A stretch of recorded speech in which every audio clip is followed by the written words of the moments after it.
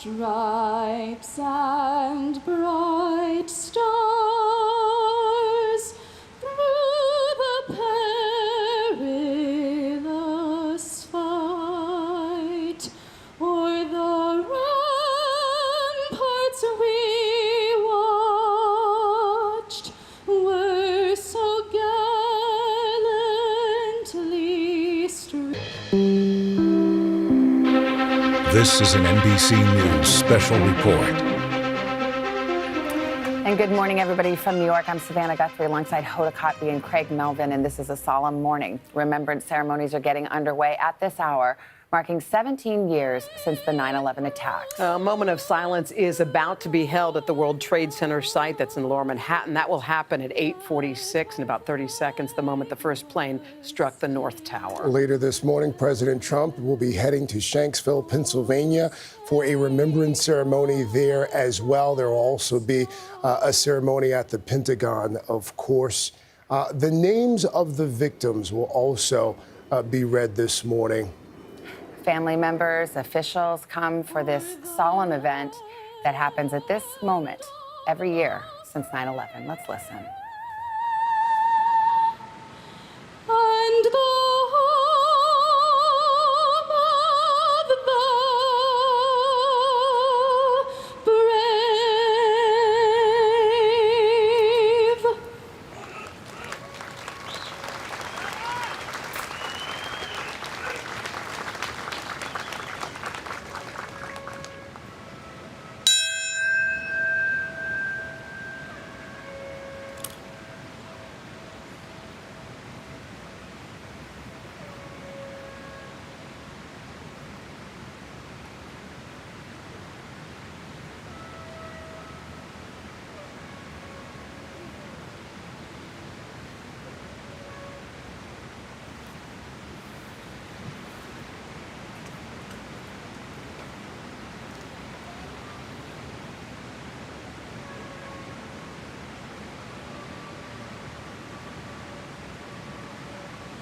Right, quick, march.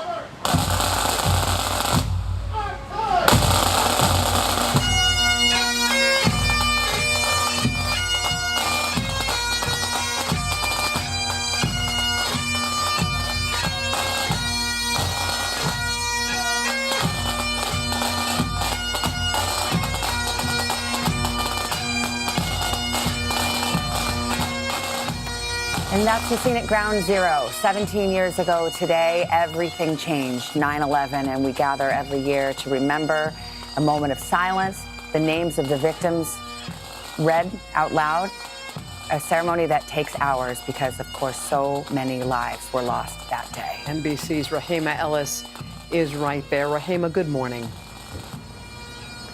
Good morning. It's a very emotional day, not only for the families who lost their loved ones today, but for many people in New York and certainly all around the country. And the weather seems to reflect the mood of the day. Take a look behind me at the One World Trade Center that stands in the shadow, the footprint of the Twin Towers that once stood there. It's covered in fog today, again somewhat reflective of this mood. There's going to be a very simple and dignified ceremony. And as you point out, each and every one of the names of the victims, all 2,983 people who lost their lives on this day at Ground Zero, are being read right now. They're being read by people who love them and are remembering them today and also promising that they'll never forget. Back to you guys. And of course, we remember the impact, and there will be moments of silence, of course, not just at Ground Zero, but at the Pentagon a little later this morning, and then Shanksville, Pennsylvania. That's where President Trump and the First Lady will be taking part in a ceremony. Fourth plane, of course, United Flight 93 went down in a field there in Shanksville, Pennsylvania at 10:10. Peter Alexander is at the White House ahead of the president's departure. Peter? Yeah, Craig, the president should be arriving in Shanksville, Pennsylvania only a short time from now. He'll participate in what really is a dedication of this memorial to Flight 93 as they honor the lives, celebrate the lives of those 40 heroes who fought back before that flight crashed there. There is a new memorial called the Tower of Voices with chimes to honor the voices of those who lost their lives. Craig? Peter, thank you. Thank you very much. And we will continue to watch these images and reflect and remember 9/11, 17 years ago. The coverage continues on MSNBC, also NBCnews.com. For most of you, more of today. Joao Alberto da Francisca Aguilar Jr., Brian G. Ahern, Jeremiah Joseph Ahern, Joanne Marie Aladiadas, Sabar Ahmed, Terrence Andre Aiken, Godwin O. Ashala, Trudy M. Alagero, Andrew Alamino, Margaret Ann Alario, Gary M. Albero, John Leslie Albert, Peter Craig Alderman, and my Uncle Martin Lizzle. We love you, we miss you, we think about you every day, and continue to keep watching over me and my family. and my nephew and friend, firefighter Peter J. Carroll. We all love you, we all miss you, especially your smile. You'll be so proud of your 3 beautiful grandchildren.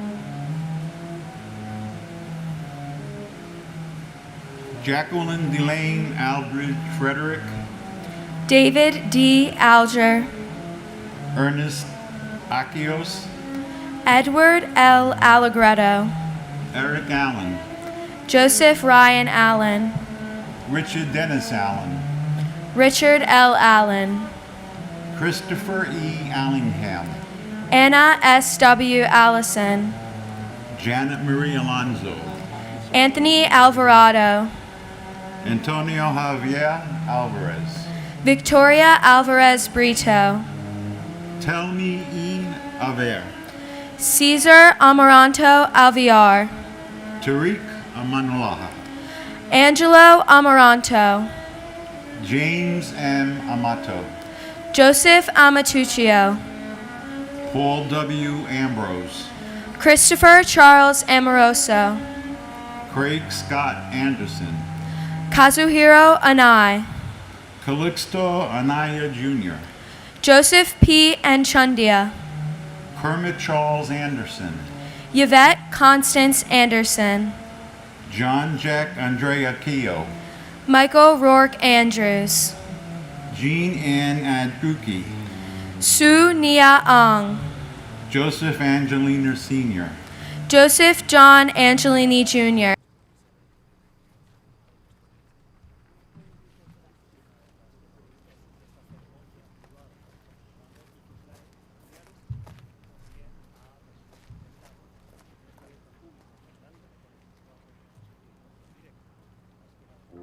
Francis Harris. Hi, Mom. Today we gather to share memories and to pray for our beloved departed and their families. My mom, Frances, was 76 years old on 9/11 and was no one that would stick out in the crowd. That is, unless it were not for her acts of love. She was a loving wife. Ironically, her husband, my father, built and dug out the very foundations of this building at the very beginning. She was a great and sacrificing mother, grandmother, and great-grandmother. And she was also a great friend. After her death, I heard so many great secret ways in which she provided comfort and emotional support to all who asked for her. Mom, I will never forget you with the abundance of love you gave me. And one more thing, if I may. This year, a representative of the House referred to our loss as just another incident. This year, a network commentator said the president's performance in Helsinki was a traitorous act, as was 9/11. And last week, a senator attacked a Supreme Court nominee and called him a racist for alleged comments after 9/11. Stop. Stop. Please, stop using the bones and ashes of our loved ones as props in your political theater. Their lives, sacrifices, and death are worth so much more. Let's not trivialize them or us. It hurts. To my mom and to all of you and your loved ones, never forget.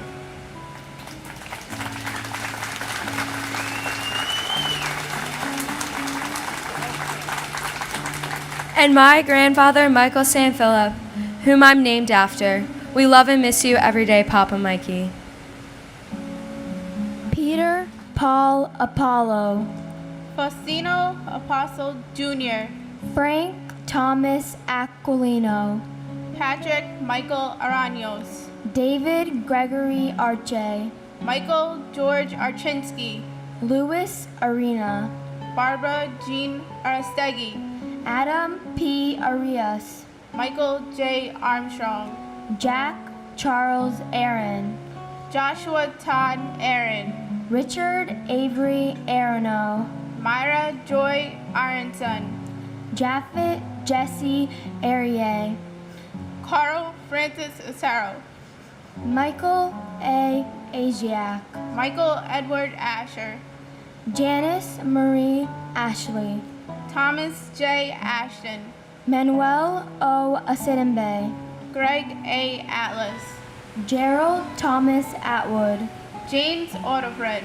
Louis F. Aversano Jr., Ezra Alviez, Sandy Ayala, Arlene T. Barbaquitas, Eustace R. Bacchus, John J. Bakliaka, Jane Ellen Basler, Brett T. Bailey, Andrew J. Bailey, Tanya Bakalinskia, Garnet Ace Bailey, Sharon M. Balcom, Michael S. Baksh, Catherine Fantis, Michael Andrew Bain,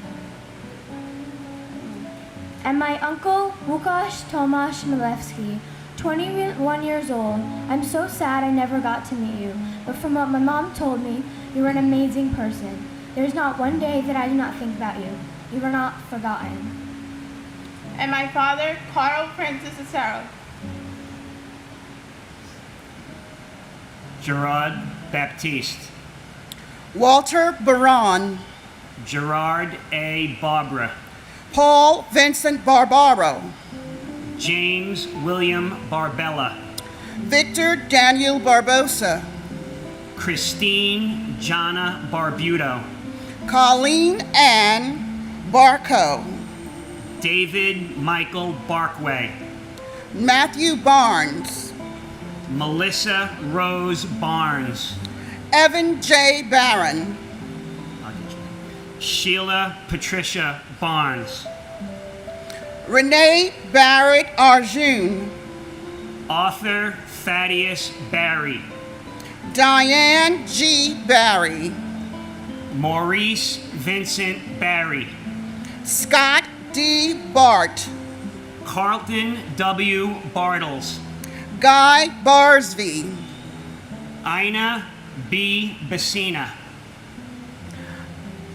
Alicia Christine Burton Balsmagian. Kenneth William Bosnicki. Stephen Joseph Bates. Paul James Battaglia. W. David Bauer. Ivan Luis Carpio Bautista. Marilyn Capito Bautista. Mark Lawrence Bavis. Jasper Baxter. Lorraine G. Bay. Michelle Beal. Todd M. Beamer. Paul Frederick Beattini. Jane S. Beatty. Alan Anthony Bevan. Lawrence Ira Beck. Mamet Marie Beckles. Carl John Bedigian. Michael Ernest Beekman. And my cousin, Brian Canizaro. You are missed every day, but please know you can rest in peace, knowing that what you did in life as a firefighter, husband, and father echoes in eternity. And my husband, Benjamin Keith Clark, you will always be our hero. You will always be loved. You will always be missed. We thank you for the legacy and the foundation that you set.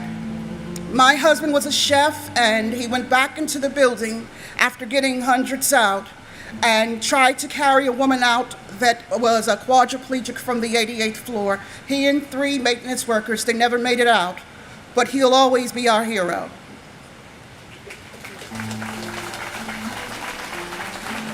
Maria A. Bear, Max J. Bielke, Yelena Belolowski, Nina Patrice Bell, Debbie S. Bellows, Stephen Elliott Belson, Paul M. Benedetti, Denise Lenore Benedetto, Brian Craig Bennett, Eric L. Bennett, Olivia Bennett, Margaret L. Benson, Dominic J. Berardi, James Patrick Berger, Stephen Howard Berger, John P. Bergen, Alvin Bergson, Daniel David Bergstein, Graham Andrew Berkeley, Michael J. Berkeley, Donna M. Bernards, David W. Bernard, William H. Bernstein, David M. Beret, David Shelby Berry, Joseph John Berry, William Reed Befke, Yanene Beatru, Timothy B. Betterly, Carolyn Mayer Bugh, Edward Frank B.A., Paul Michael Byer, Anil Tehiram Bhavani, Beller J. Buchan, Shimmy D. Bergelson, Peter Alexander Bielfeld, William G. Biggert, Brian Eugene Bilcher, Mark Bingham, Carl Vincent Beanie, and my brother, firefighter Paul Hanlon Keating. Paulie, we think about you every day on the Family Messenger. and my beloved son, Joshua Todd Aaron. We miss you every day, and we love you forever.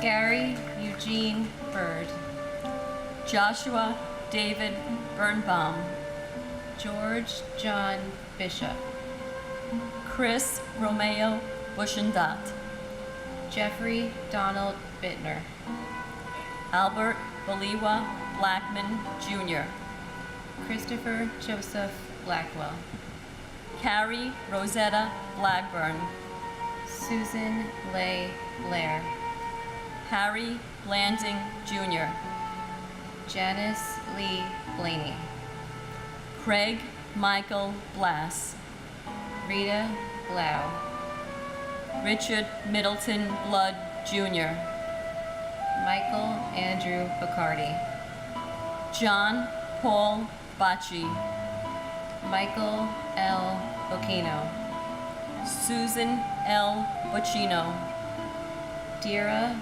Francis Bodley, Bruce Douglas Bohm,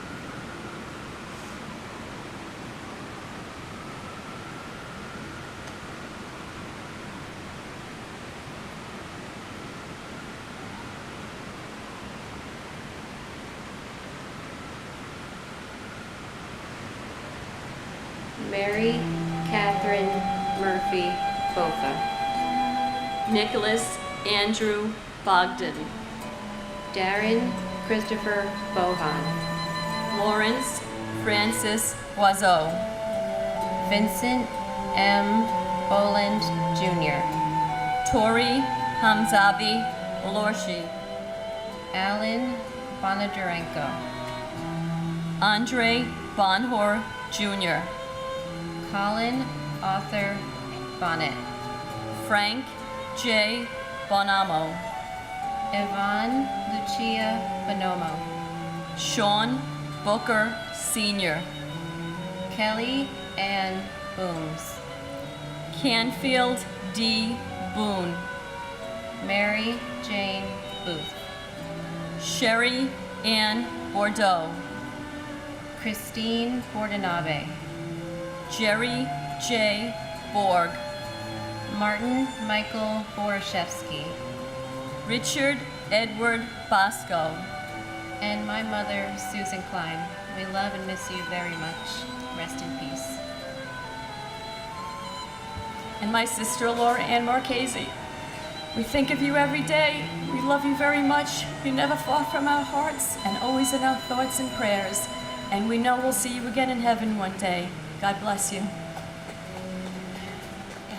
Klaus Botha, Carol Marie Bouchard, J. Howard Bolton, Francisco Eligio Bruzer, Thomas Harold Bowden Jr., Donna M. Bowen, Kimberly S. Bowers, Veroni Nicole Bowers, Larry Bowman, Sean Edward Bauman Jr., Kevin L. Bowser, Gary R. Box, Gennady Boyarsky, Pamela Boyce, Alan P. Boyle, Michael Boyle, Alfred J. Braca, Sandra Canati Brace, Kevin U. Brecken, Sandy Wa Bradshaw, David Brian Brady, Alexandra Brudninsky, Nicholas W. Brandemarty, Daniel Raymond Brandhorst, David Reed Gamboya Brandhorst, Michelle Renee Bratton, Patrice Brout, Lydia Estelle Bravo, Ronald Michael Breitweiser, Edward A. Brennan III, Frank H. Brennan, Michael E. Brennan, Peter Brennan, Thomas Moore Brennan, Daniel J. Brethel, Gary Lee Bright, Jonathan Eric Briley, Mark A. Brisman, Paul Gary Bristow, Marion R. Britton, and my brother and hero, Port Authority police officer David P. LaMagne, who believed in something even when it meant to sacrifice everything. and my mother, Barbara P. Walsh. Remembering you is so very easy, Mom. We do it every single day. But missing you is a terrible heartache that never goes away. Keep watching over us, Mom. Send us those rainbows. We love you so much, and God bless America.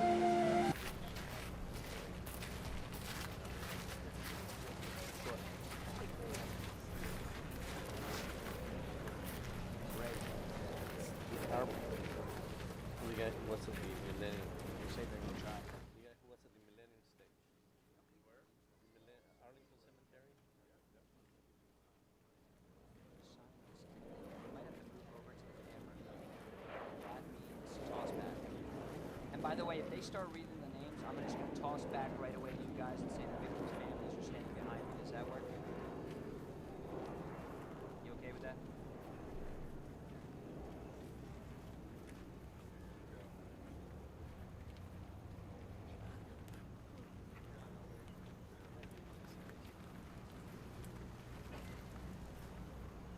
Do you know who's tossing to me if we do this?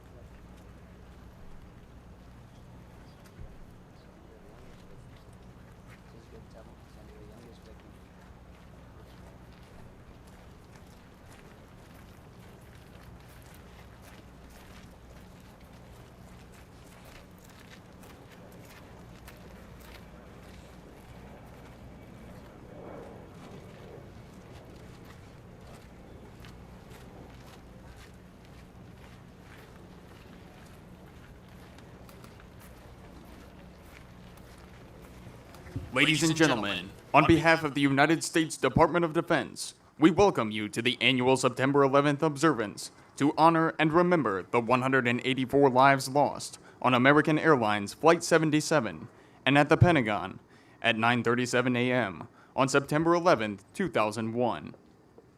Ladies and gentlemen, Mr. Michael L. Rhodes, Director of Administration. Well, to the Pentagon community and the Pentagon family that's here, and all those who are joining us by broadcast, we welcome you. We welcome you to our 9/11 memorial and today's Pentagon September 11th ceremony.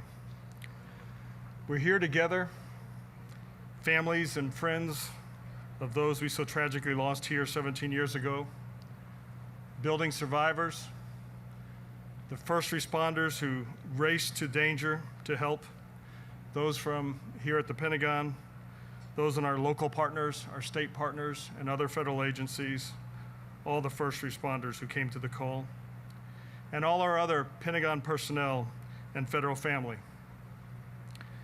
We will forever be a Pentagon family, bonded, as is the nation, by that tragic day 17 years ago, bonded by our actions since then, and bonded by our continued gathering here each year. Today, as we come together, united at this site to remember those we lost, fathers, mothers, husbands, wives, brothers, sisters, friends, and co-workers. As we remember them, we know that they still live on in our hearts, and we will strive every day to honor them with the lives that we lead. We remember, and we reflect upon and renew our faith and our commitment to all that is good in this nation. Again, thank you for joining us today, and now we will proceed with the reading of the names.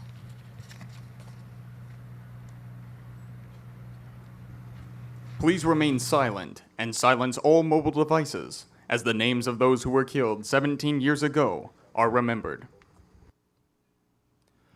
Dr. Paul W. Ambrose. Specialist Craig S. Amdosen, United States Army. Petty Officer 3rd Class Melissa Rose Barnes, United States Navy. Master Sergeant Max J. Belkey, United States Army, retired. Dr. Yenitz B. True. Petty Officer 2nd Class Chris Romeo Bishutat, United States Navy. Carrie R. Blackburn. Colonel Canfield D. Boone, United States Army. Mary Jane Booth.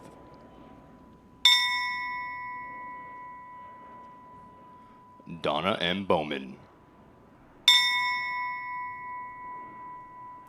Alan P. Boyle. Bernard C. Brown II. Petty Officer 3rd Class Christopher L. Burnford, United States Navy. Captain Charles F. Burlingame III, United States Navy Reserve, retired. Petty Officer 3rd Class Daniel M. Calbrono, United States Navy. Sergeant 1st Class Jose O. Calderon Amedo, United States Army.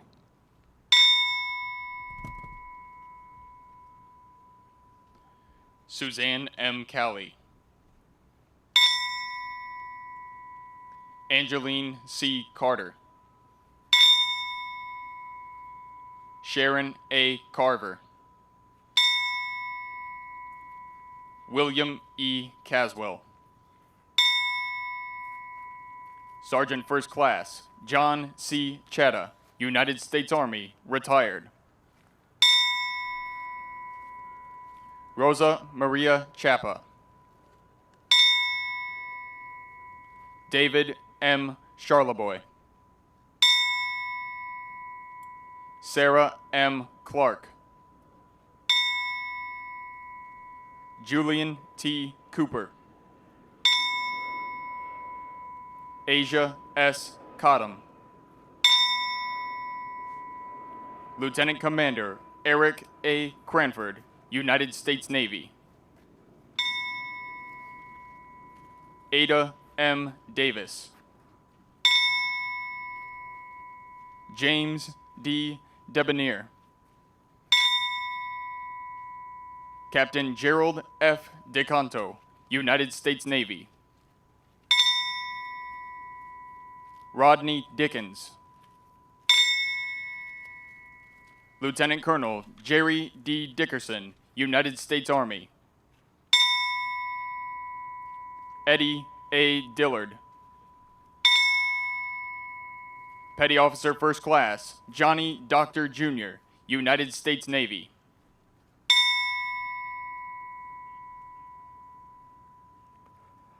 Captain Robert E. Dolan, Jr., United States Navy. Commander William H. Donovan, United States Navy. Lieutenant Commander Charles A. Rose III, United States Navy, retired. Commander Patrick Dunn, USN. Petty Officer First Class Edward T. Earhart, USN. Barbara G. Edwards. Lieutenant Commander Robert R. Elsey, United States Navy Reserve. Charles S. Falkenberg. And his wife, Leslie A. Whittington. And their 2 children, Dana Flackenberg and Zoe Flackenberg. Petty Officer Third Class Jamie L. Fallon, United States Navy. J. Joseph Ferguson. Amelia V. Fields. Gerald P. Fisher. Darlene E. Flagg. And her husband, Rear Admiral Wilson F. Flagg, United States Navy Reserve, retired.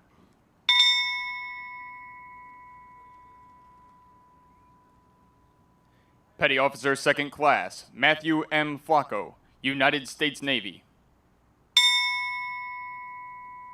Sandra N. Foster.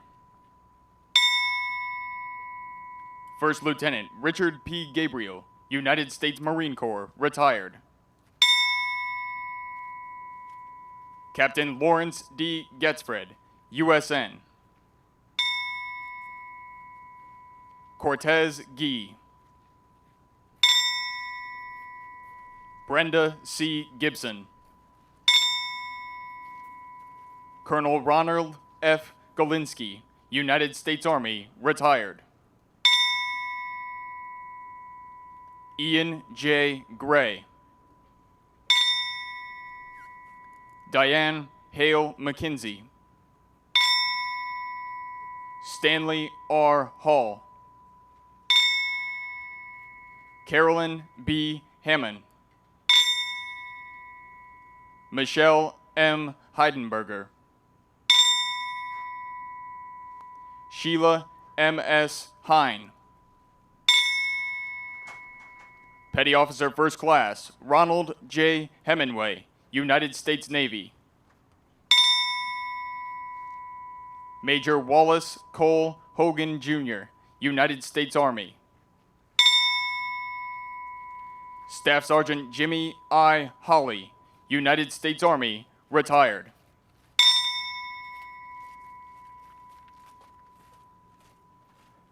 Angela M. Hout. Brady K. Howell. Peggy M. Hurt.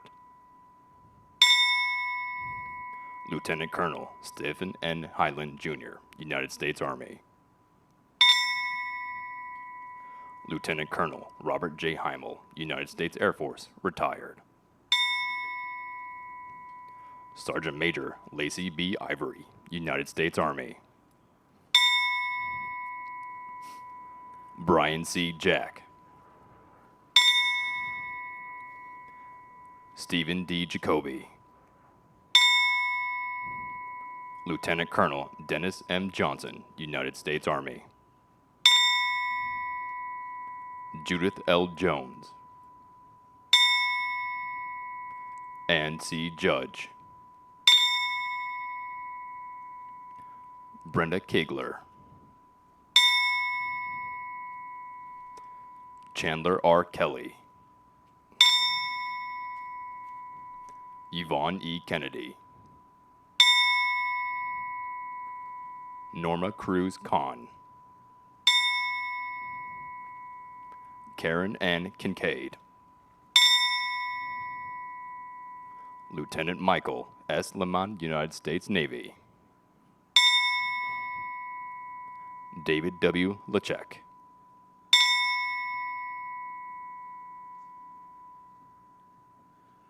Dong Chol Lee. Jennifer Lewis.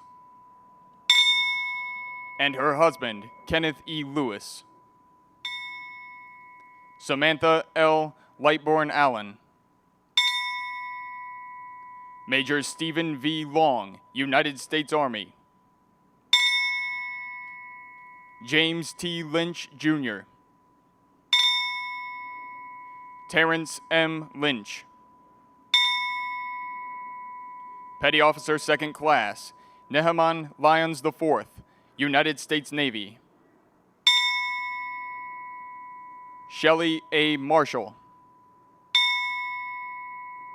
Teresa M. Martin.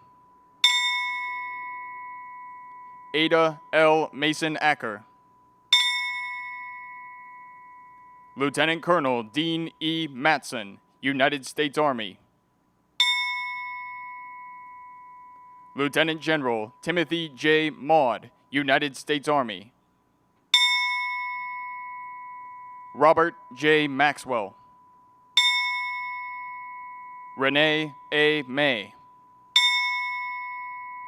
Molly L. McKenzie. Dora Marie Machaca.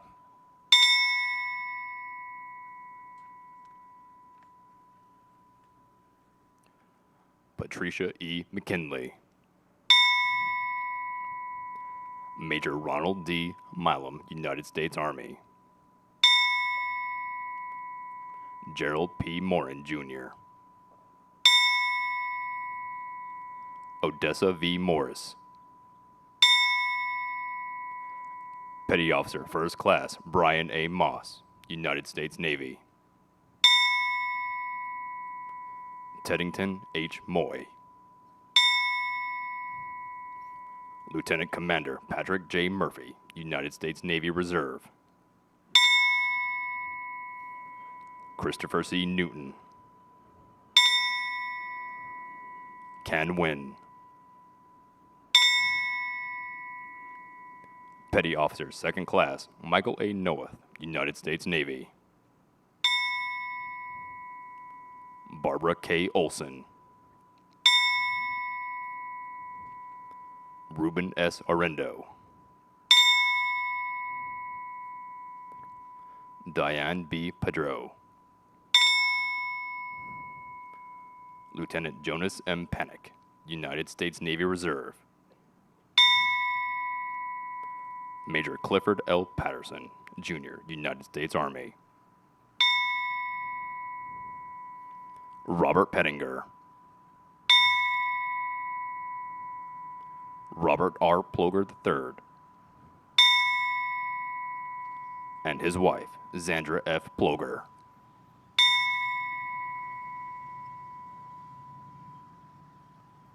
Lieutenant Darren H. Pontel, United States Navy Reserve. Scott Powell. Captain Jack D. Punches, United States Navy, retired. Petty Officer First Class Joseph J. Pisier, Jr., United States Navy. Lisa J. Rains, Deborah A. Ramser, Rhonda Sue Ramsusen, Petty Officer First Class Marcia D. Ratchford, United States Navy, Martha M. Reski, Todd H. Rubin, Cecilia E. Lawson Richard, Edward V. Rowenhorst, Judy Rowlett, Sergeant Major Robert E. Russell, United States Army, retired. Chief Warrant Officer William R. Ruth, United States Army Reserve. Charles E. Sabin, Sr. Marjorie C. Salamone.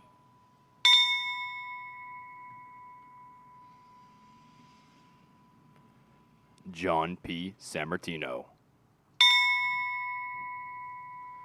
Colonel David M. Scales, United States Army. Commander Robert A. Schengal, United States Navy. Janice M. Scott. Lieutenant Colonel Michael L. Sleeves, United States Army, retired. Marian H. Serva. Commander Dan F. Schoenber, United States Navy.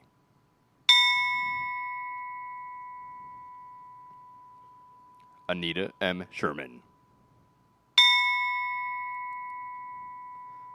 Diane M. Simmons. And her husband, George W. Wilson. Donald D. Simmons. Cheryl D. Sincock. Chief Greg H. Smallwood, United States Navy. Lieutenant Colonel Gary F. Smith, United States Army, Reserved. Marie Soper. Robert Spiesman. Patricia J. Stalls.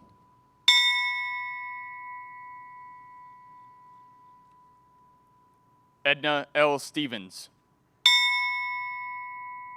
Norma Lang Sturley.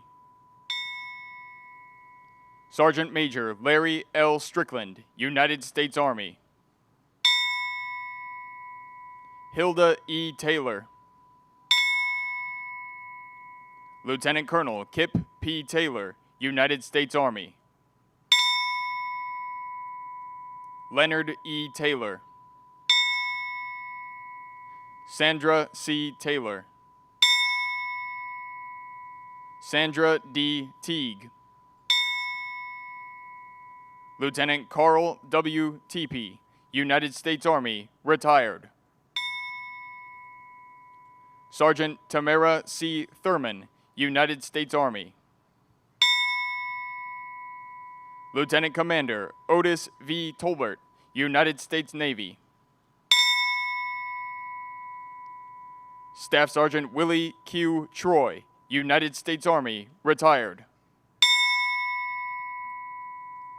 Lieutenant Commander Ronald J. Vaughn, United States Navy Reserve.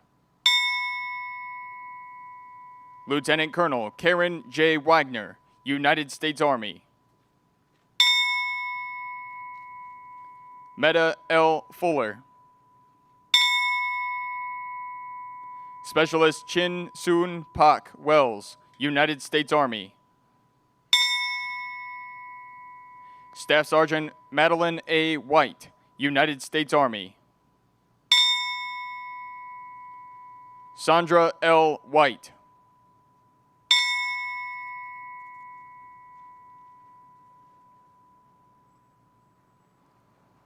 Ernest M. Wilshire.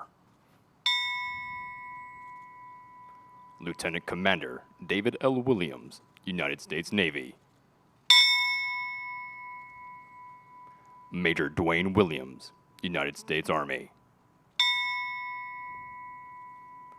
Chief Marvin Roger Woods, United States Navy, retired. Captain John D. Yamnicki, Senior, United States Navy, retired. Vicky Yancey. Petty Officer Second Class, Kevin W. Yoakum, United States Navy. Chief Donald M. Young, United States Navy. Edmund G. Young, Jr. Lisa L. Young.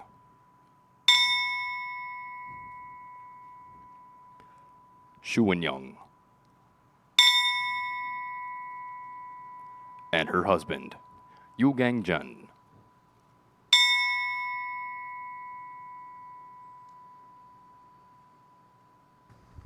Ladies and gentlemen, please remain silent for the arrival of the official party, the national anthem performed by the United States Naval Academy Glee Club. A moment of silence to honor those killed at the Pentagon, on United Airlines Flight 93 and in New York, and the invocation delivered by Chaplain Major General Paul Hurley, Army Chief of Chaplains.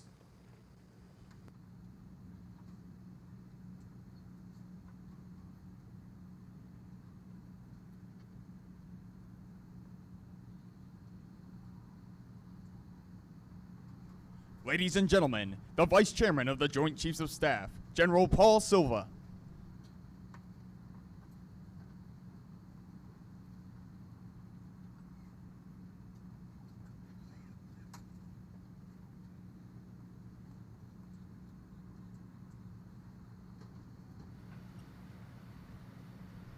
Ladies and gentlemen, the Secretary of Defense, James N. Mattis.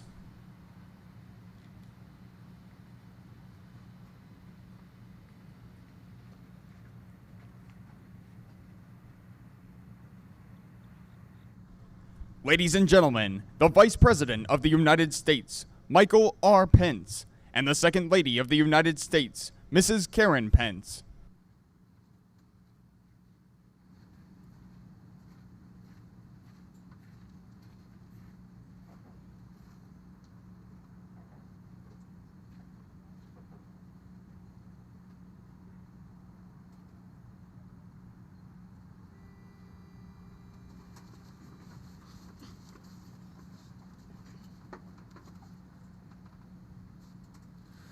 Oh, say, can you see by the dawn's early light what so proudly we hailed at the twilight's last gleaming, whose broad stripes and bright stars through the perilous fight o'er the ramparts we watched were so gallantly streaming, and the rockets' red glare, the bombs bursting in air, gave proof through the night that our flag was still there.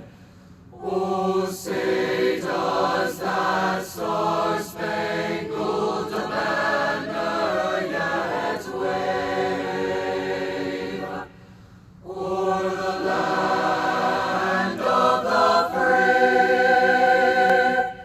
and the home of the brave?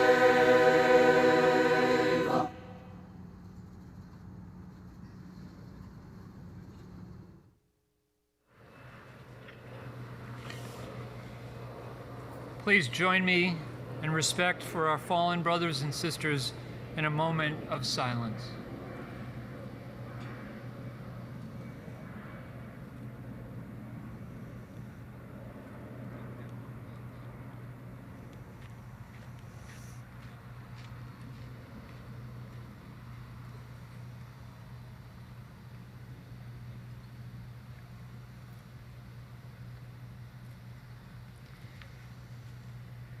And let us now listen to these sacred words that we recall at this sacred moment. Greater love has no one than this, that someone lay down his life for his friends. Almighty God, source of all that is good, we give you thanks for your abundant mercy. We give you thanks for your healing presence. As we gather here today, keep us always mindful of lives lost and of the heroism of all our uniformed service personnel and every citizen.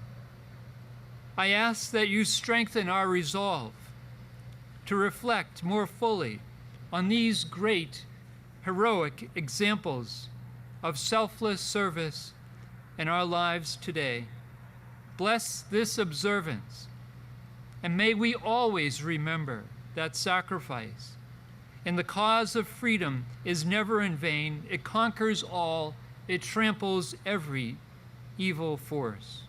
Grant peace to those we have lost in this conflict against evil, and give renewed strength to those who continue the fight, wherever it may be found. And we ask all this in your holy and sovereign name. Amen. Ladies and gentlemen, the Vice Chairman of the Joint Chiefs of Staff, General Paul Silva. Good morning.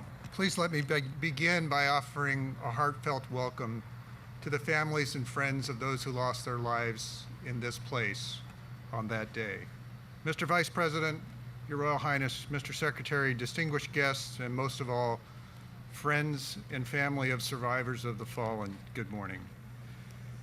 Today we remember and honor those who were taken from us too soon on that fateful morning. The 125 service members and civilians working in the Pentagon, the 59 men and women and children who flew on Flight 77, and those who perished in New York and Pennsylvania. None of them anticipated an attack on our nation that day, but as we gather here 17 years later, we know that September 11th, 2001 will always stand apart from other days. It is a day that our nation and our families will never forget. On that day, terrorists attacked this nation because of what we believe in, and the innocents that died that day died because of what they represented: freedom and liberty.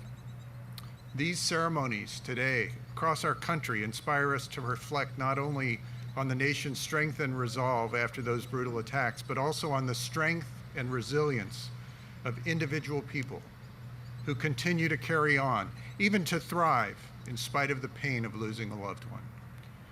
We should also take comfort in knowing that those who died imparted a legacy of selfless service, of courage and patriotism, and a belief in the high ideals, all of which continue to inspire a new generation of grateful Americans who have answered the call to serve. The 2 million soldiers, sailors, airmen, Marines, and Coast Guardsmen who wear the uniform of this nation today carry the spirit and the legacy, that legacy inside of them as they serve courageously and selflessly around the world. In fact, the majority of those men and women in uniform joined after 9/11. Most of them joined because of 9/11. They volunteered during a time of war to defend our country because they believe in what we stand for as a nation, and they live by the example set by those who we honor here today. So today, let us reaffirm the commitment that as long as we have breath to breathe, our military members will defend this nation. We will ensure that future generations of America are able to enjoy the same freedoms and liberties that we inherited. Ladies and gentlemen, it is my privilege to introduce to you our Secretary of Defense, the Honorable James Mattis.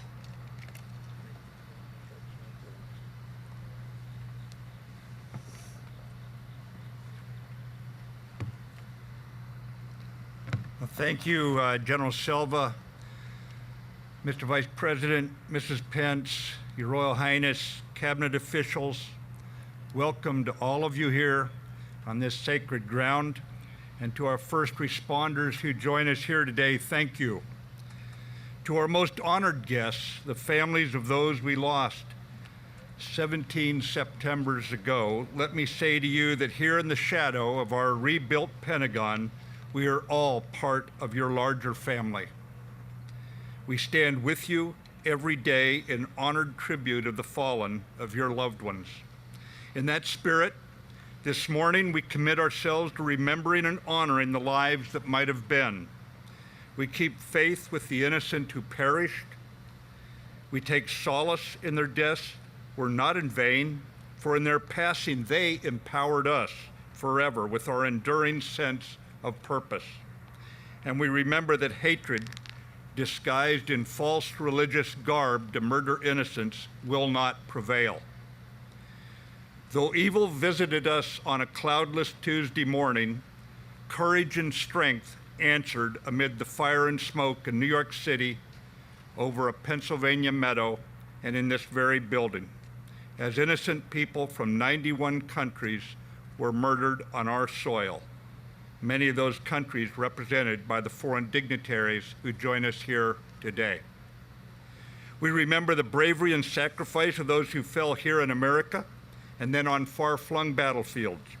We salute the soldiers, sailors, airmen, Coast Guardsmen, and Marines who nailed our colors to the mast, giving their last full measure of devotion, declaring proudly that Americans do not scare.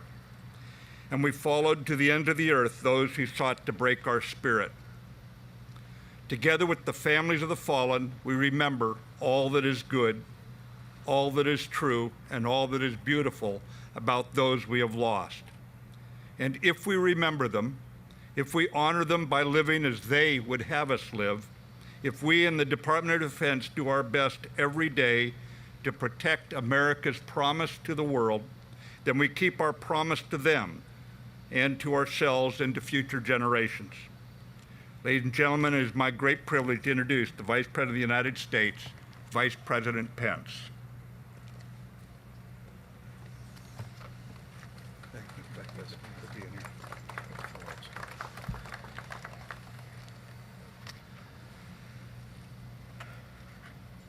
Secretary Mattis, General Selva, Your Royal Highness, members of the Cabinet, distinguished members of Congress, members of our armed forces, including the 3rd Infantry Old Guard, who distinguished themselves on this day 17 years ago. Honored guests, fellow Americans, Pentagon personnel, first responders, and most especially to the family members of those who left this life on these grounds 17 years ago today. It is deeply humbling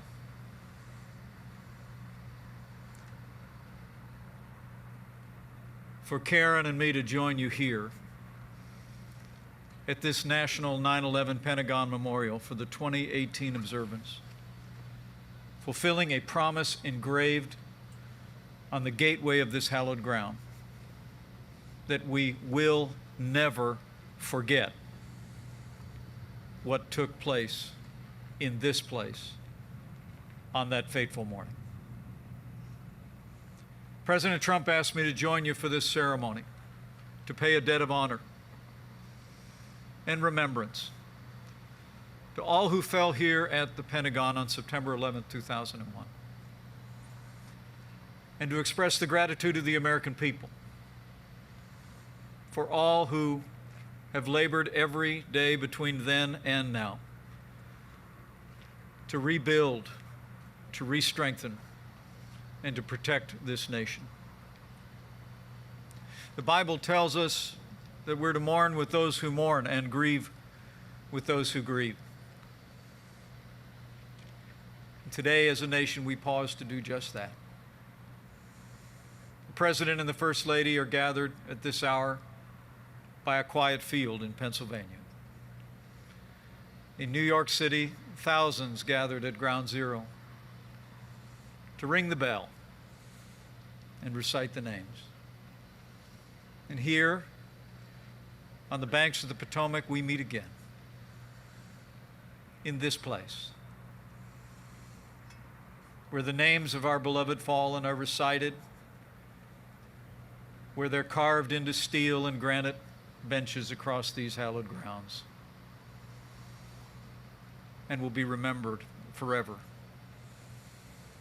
in the hearts of the American people. 17 years ago today, America fell under attack. 19 radical Islamic terrorists seized control of 4 commercial airlines to strike the centers of our economy, our military, and our national government. They struck the World Trade Center first.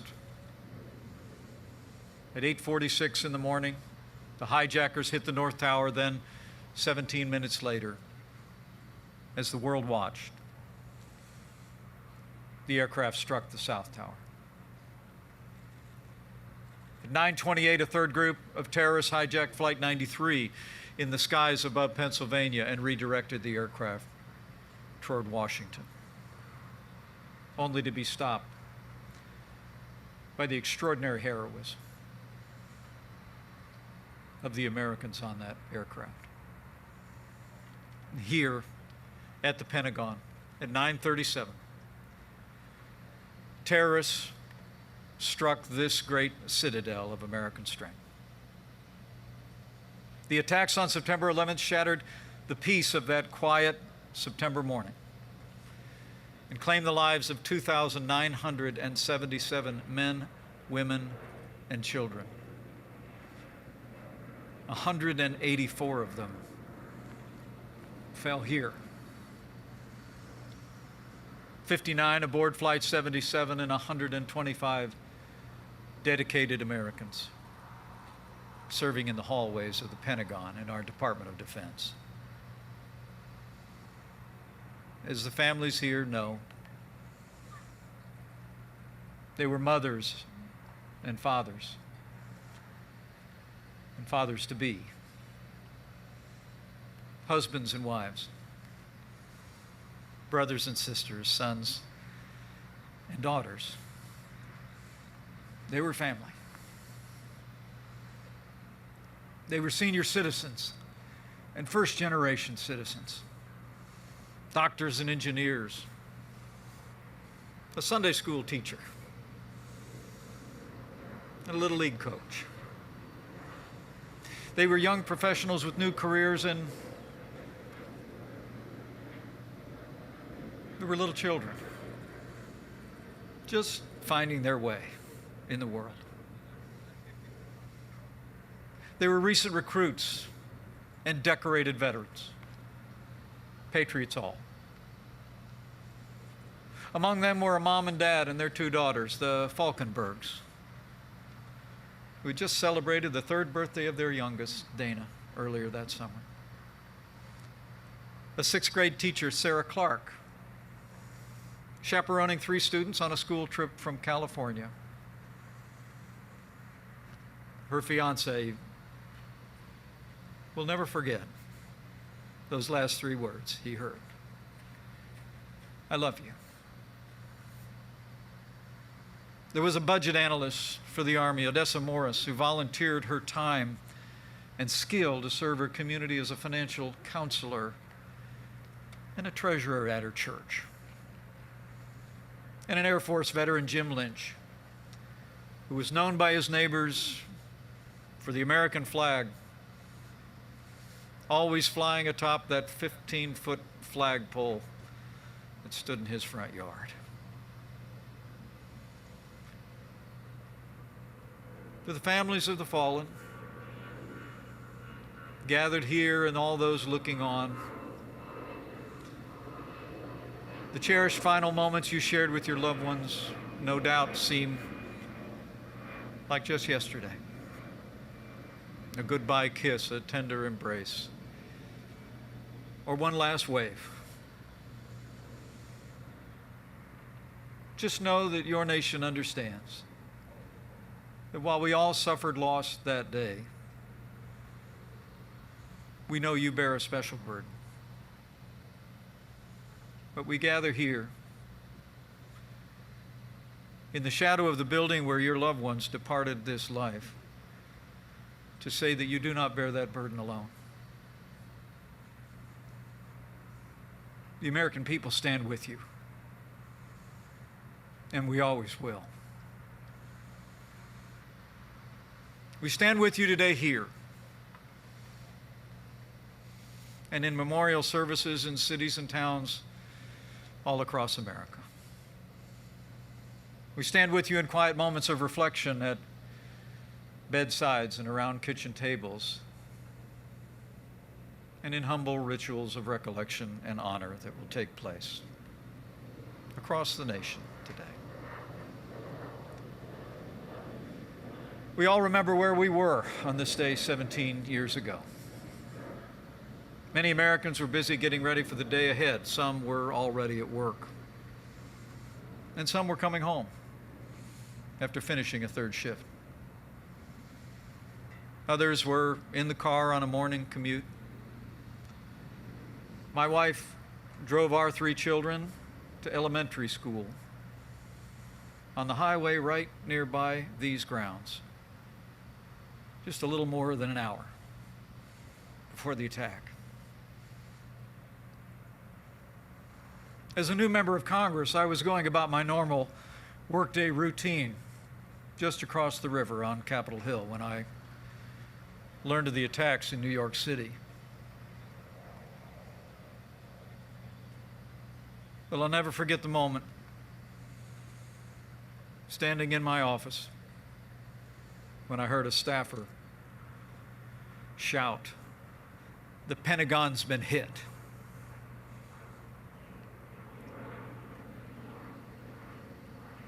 When I made my way out of the building and walked onto the Capitol grounds, I'll never forget the sight of seeing columns of mud, brown, and black smoke billowing out of the Pentagon,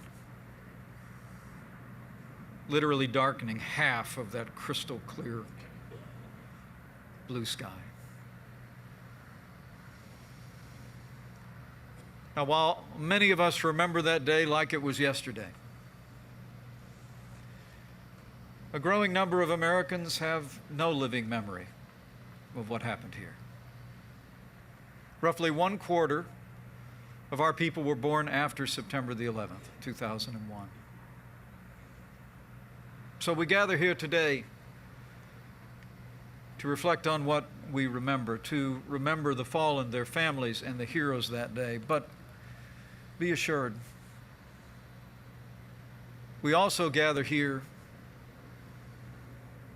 to ensure that each succeeding generation knows the story of what happened that dark day and understands why. We must learn the lessons of 9/11 and remain ever vigilant in the defense of our nation and our people. The terrorists who carried out these attacks sought not just to take the lives of our people and crumble buildings, they hoped to break our spirit, and they failed. The American people showed on that day and every day since, we will not be intimidated. Our spirit cannot be broken. In the moments after the attack at this very place, the character, the resilience, and the courage of the people here shone forth in stories of heroism. The selfless acts of courage that took place defined the day. There was no time to organize a formal rescue operation, so as the fire spread, countless men and women who had evacuated the Pentagon just moments before plunged back in, risking their lives to save the wounded and help those who were trapped in the debris. These heroes saved countless lives. Nearly all the survivors who were recovered from the rubble that day were rescued within the first 30 minutes after the attack. And even in the midst of the attack, on this department, the men and women of the Pentagon maintained continuity of operations of America's armed forces spread across the globe. It was a testament to their courage, their resilience. It was the Pentagon's finest hour. In the days and weeks that followed, the search and recovery efforts continued. I witnessed it firsthand when I came here to these grounds on September 12th, 2001. I saw the enormous black gash in the side of this edifice of our national defense. I saw the rescue and recovery personnel working diligently through the debris. I'll never forget what I saw that day.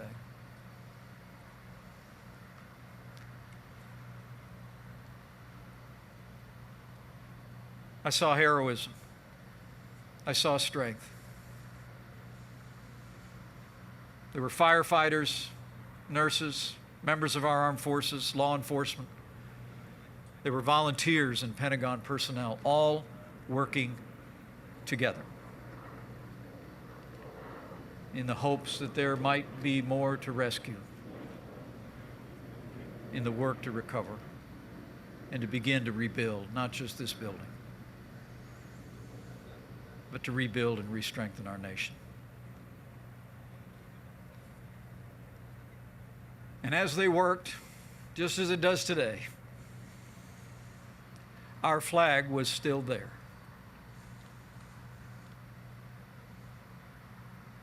The stars and stripes were hung spontaneously from this west wall as a sign of America's strength and our commitment to freedom. We honor the fallen by remembering them. But as Secretary Mattis said, we also honor them by ensuring that we do everything in our power as a nation to prevent the evil of radical Islamic terrorism from ever reaching our shores again. Even before the smoke cleared and the fires had put out, Americans began to answer the call to step forward to serve this nation. And they did so by the millions. The lines outside recruiting stations across this country reached around the block in big cities and small towns. It's amazing to think.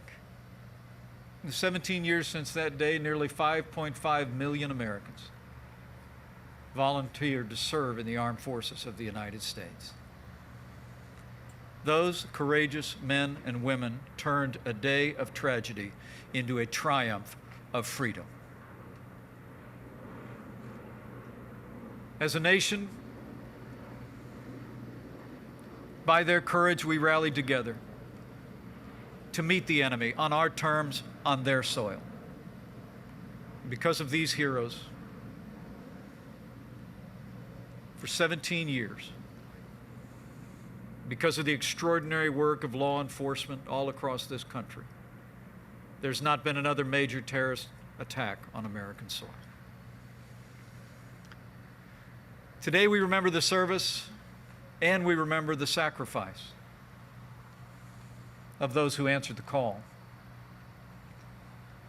And on this day, on 9/11, we also remember the nearly 7,000 Americans who've given their lives on the field of battle since September the 11th. We honor them and those who were lost on this day also by supporting the men and women who serve in our armed forces today. And under our administration, I'm proud to say that we're making the strongest military in the history of the world stronger still. Last year, President Trump signed the largest increase in our national defense in a generation. And with that renewed support, we're giving our men and women in uniform and their commanding officers the resources and rules of engagement they need to fight and win where the perpetrators of this attack found safe haven. It's also important to recall that the terrorists of 9/11 inspired new enemies to spread violence and their genocidal ideology across the wider world. Today, every American should be proud that thanks to the courage of our armed forces and the leadership of our commander-in-chief, ISIS is on the run. Their caliphate has crumbled, and we will soon drive ISIS from the face of the earth. The evil that descended on America 17 years ago still lingers in our world. So to any who would wish us harm, let them know this. As the American people have shown every day since that bright September morning. As President Trump said on these grounds 1 year ago, in his words, we overcome every challenge. We triumph over every evil. And we remain united as one nation under God.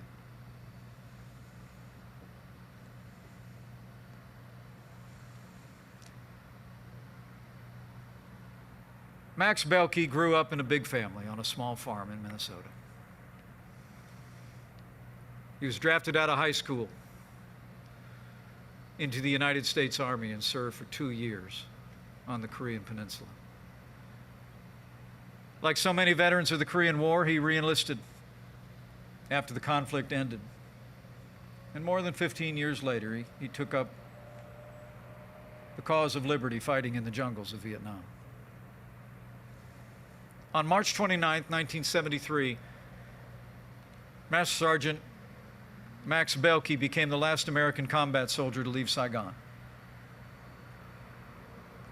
On September 11, 2001, Master Sergeant Belkey was among the first to be declared lost here at the Pentagon.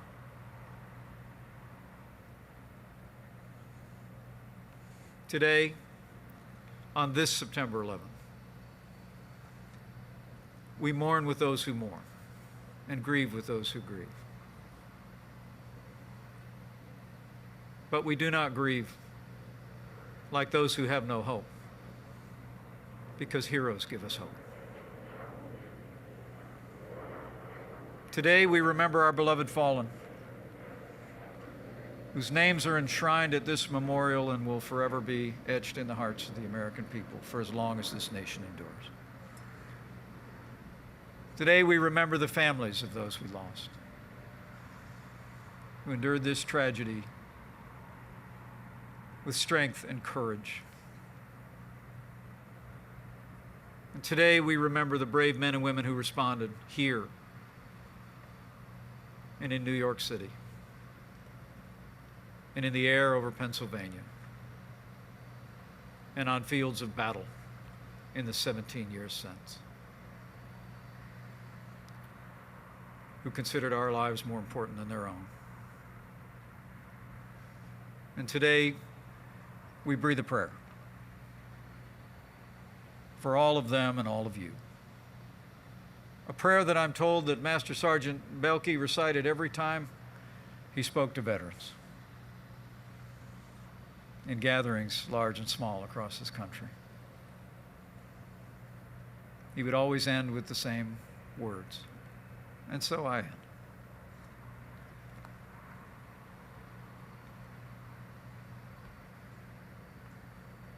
To you who are gathered here and have suffered this loss, to those we remember who look down from glory,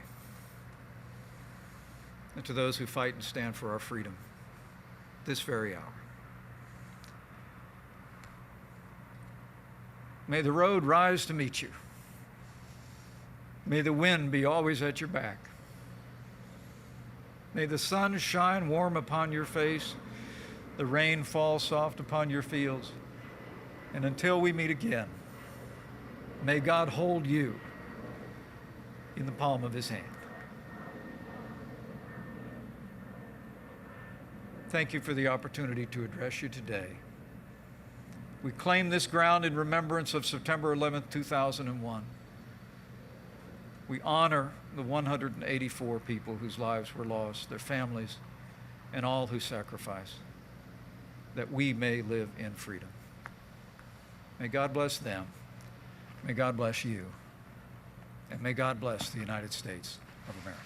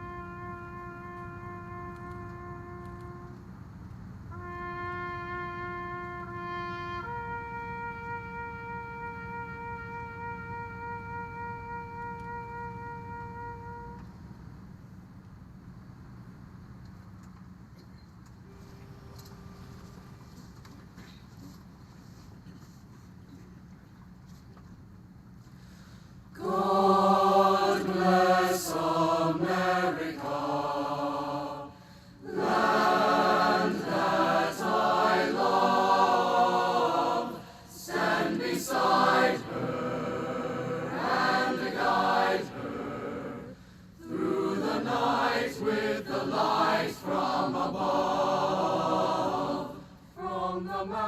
From the mountains to the prairies, to the oceans, white with foam.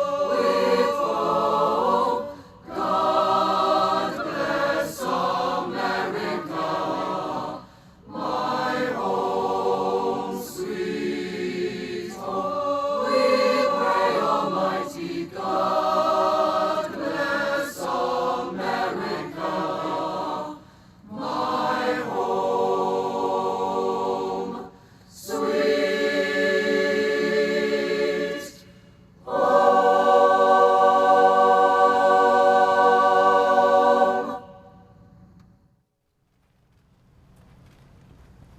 Ladies and gentlemen, this concludes today's observance.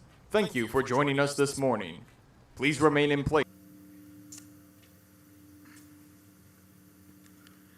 In memory of Carrie, I present the name of our daughter, who was a very loving mother to Jerome and Javon, a very loving sister to Tony and William, flight attendant, Cece Ross Lyles.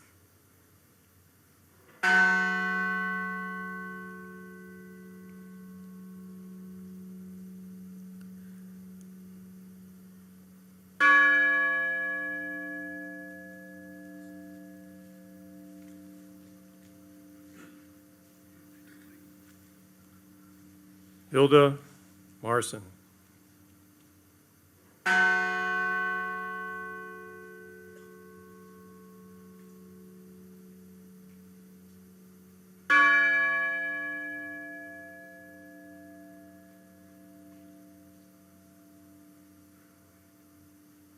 Waleska Martinez.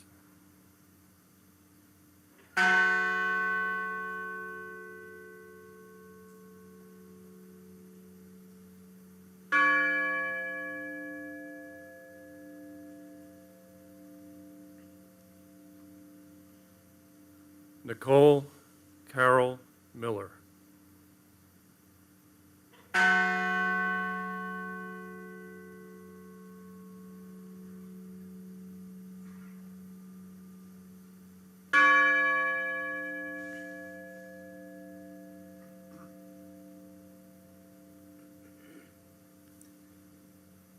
all of our brother, Louis Joey Nagy II.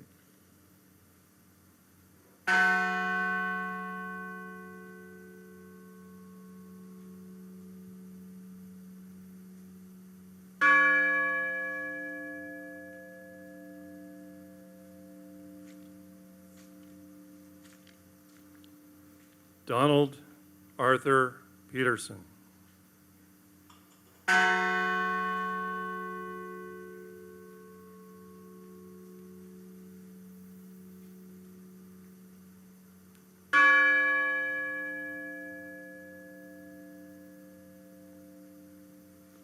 Jean Hoadley Peterson.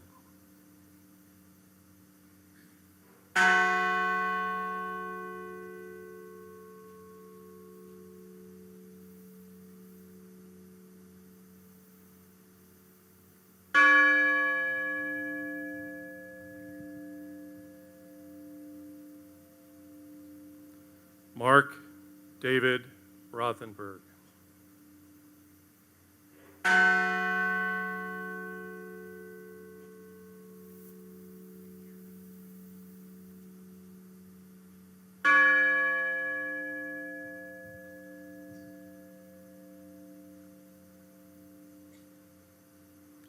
Christine Ann Snyder.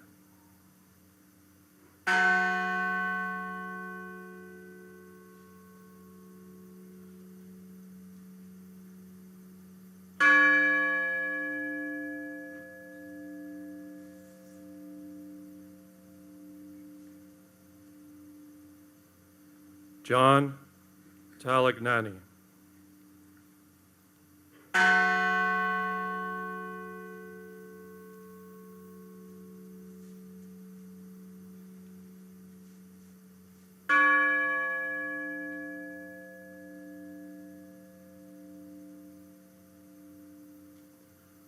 Honor Elizabeth Wainio.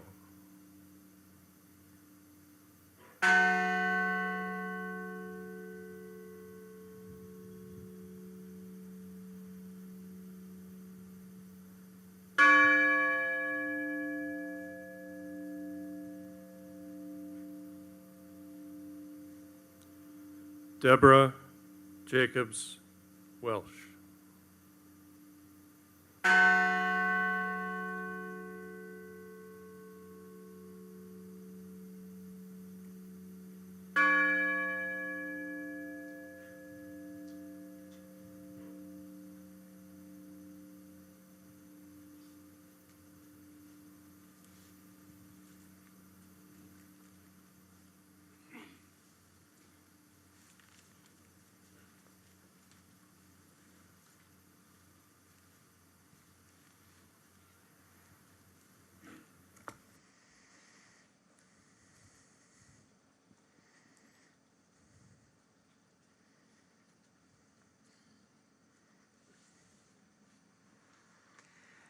Thank you to all of the family members and to Mr. Paul Murdoch for assisting us with this very special tradition of the observance ceremony. We also thank Bill Anders and Sharon Custer for their part in ringing the bells of remembrance. In November of 1863, at the dedication of a new national cemetery in Gettysburg, Pennsylvania, not all that far from this very place, President Abraham Lincoln delivered the Gettysburg Address. Referring to the bravery of the soldiers in the Battle of Gettysburg, President Lincoln stated, "The world will little note nor long remember what we say here, but it can never forget what they did here." Those very same words could be said here at Flight 93 National Memorial. For when the passengers and crew members of Flight 93 learned that other planes had been used to strike the World Trade Center buildings and then the Pentagon, they voted to take action, refusing to let their airplane be used to inflict more damage upon this nation. In the process, they sacrificed their very own lives to save so many. Visitors who come to this memorial not only learn of the brave actions of those on board, but are inspired by them. Although they are missed by so many, they will never be forgotten. At this time, I'd like to introduce Pennsylvania Governor Tom Wolf. Governor Wolf was sworn in as the 47th governor of the great Commonwealth of Pennsylvania on January 20th, 2015. Following in the footsteps of Pennsylvania's governors during and after the events of September 11th, Governor Wolf has been a staunch supporter of this memorial. Ladies and gentlemen, please welcome Governor Tom Wolf.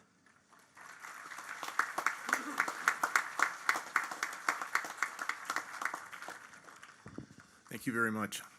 And thank you, all of you, for being here today as we remember those we lost 17 years ago today.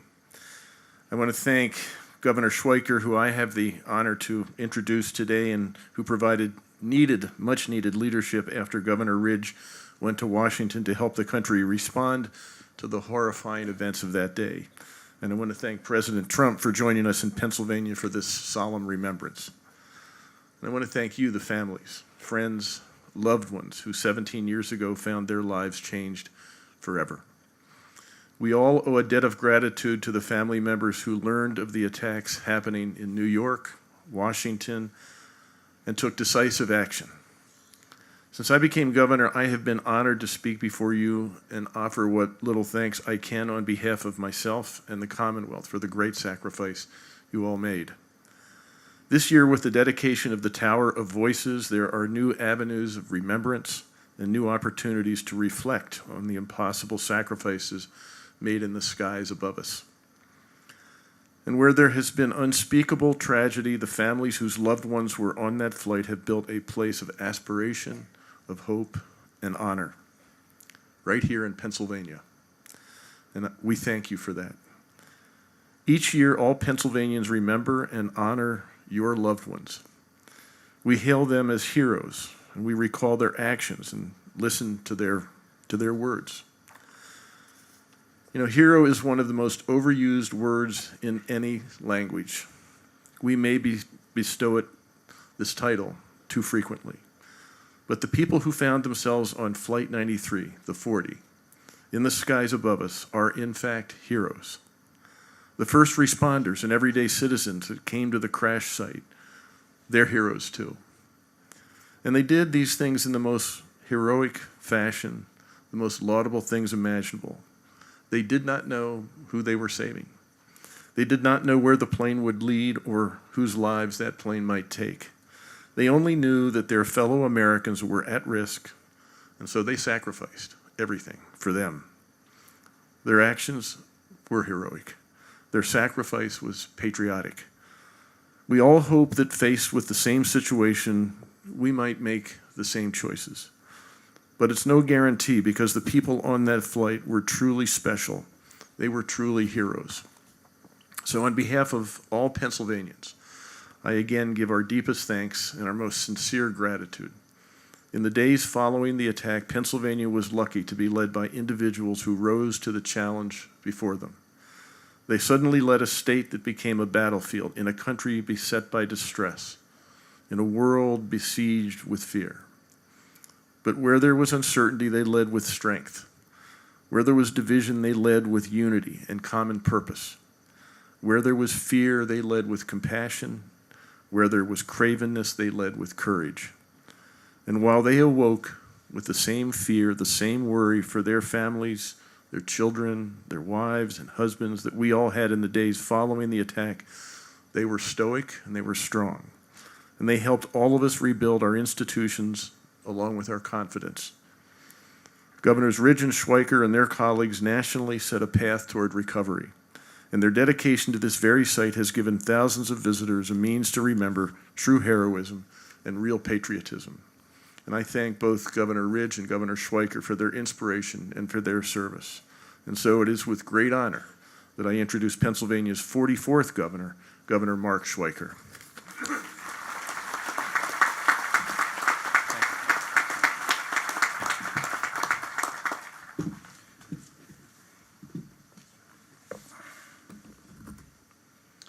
Thank you, Governor Wolf.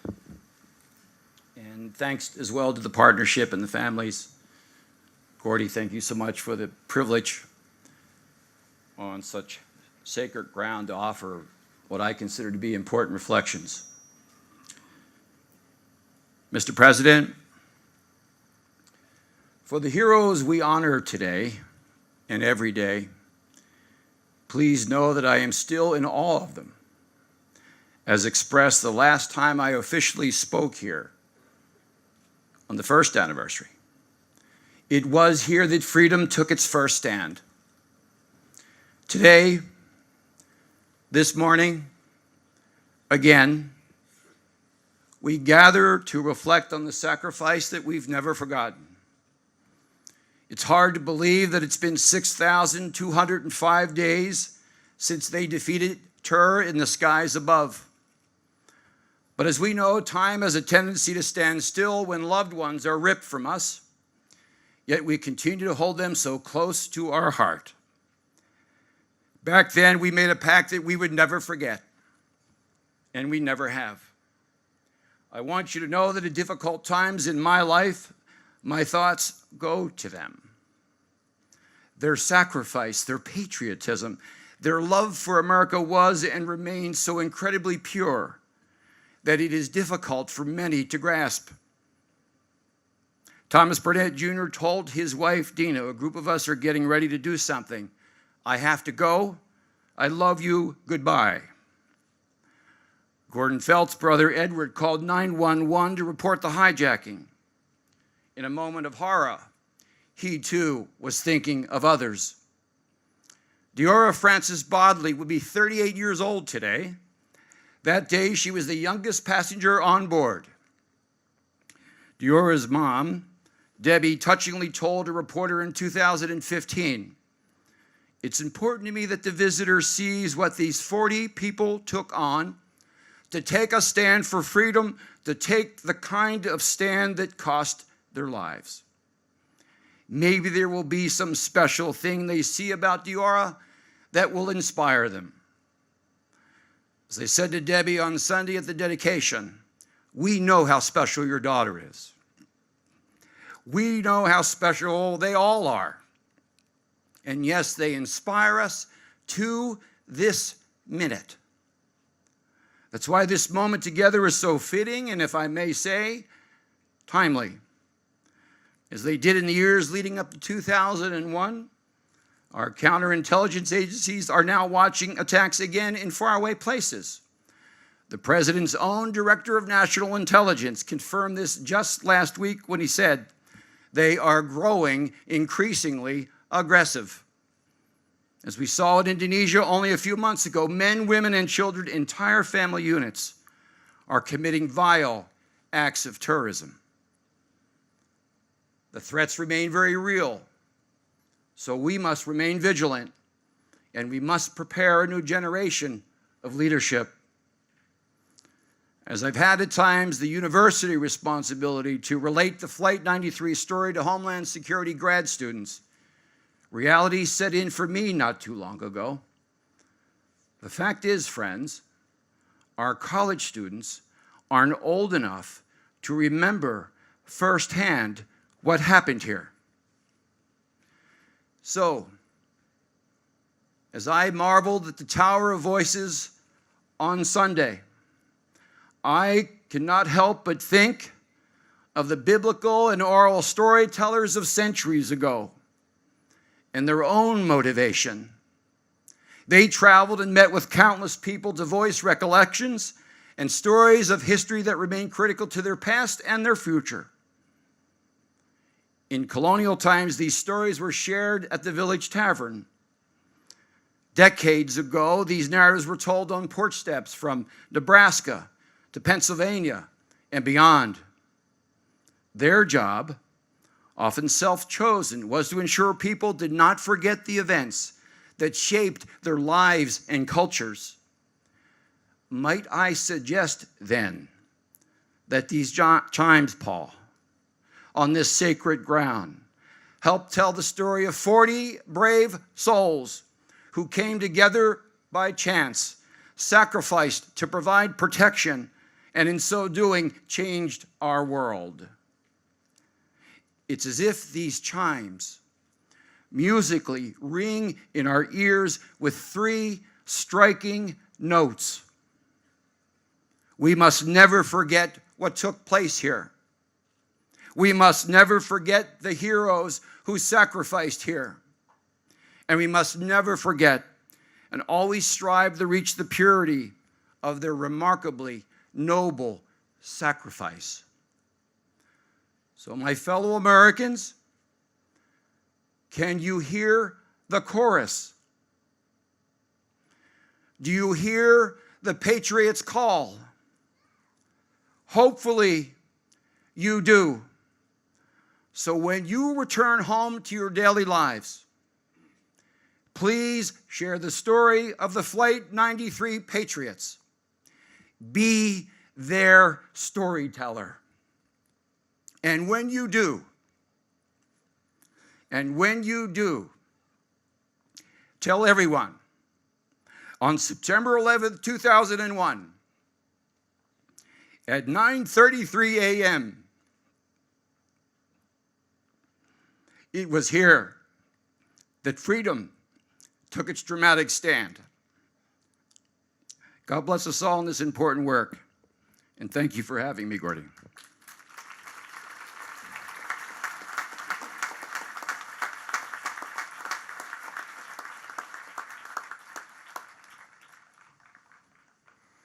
Thank you, Governor Wolf, Governor Schweiker, for your very powerful and heartening words. At this time, I would like to introduce Mr. Gordon Felt, President of the Families of Flight 93. This organization and this very, very special group of individuals are an integral part of the stewardship of Flight 93 National Memorial. On September 11th, 2001, Gordon's eldest brother, Edward P. Felt, was killed aboard Flight 93 as the passengers and crew members fought to retake control of that airplane. Since those early days, as our country struggled to make sense of the loss of thousands of our citizens, Gordon has served as the spokesman for the families of Flight 93. Ladies and gentlemen, please join me in welcoming Mr. Gordon Felt.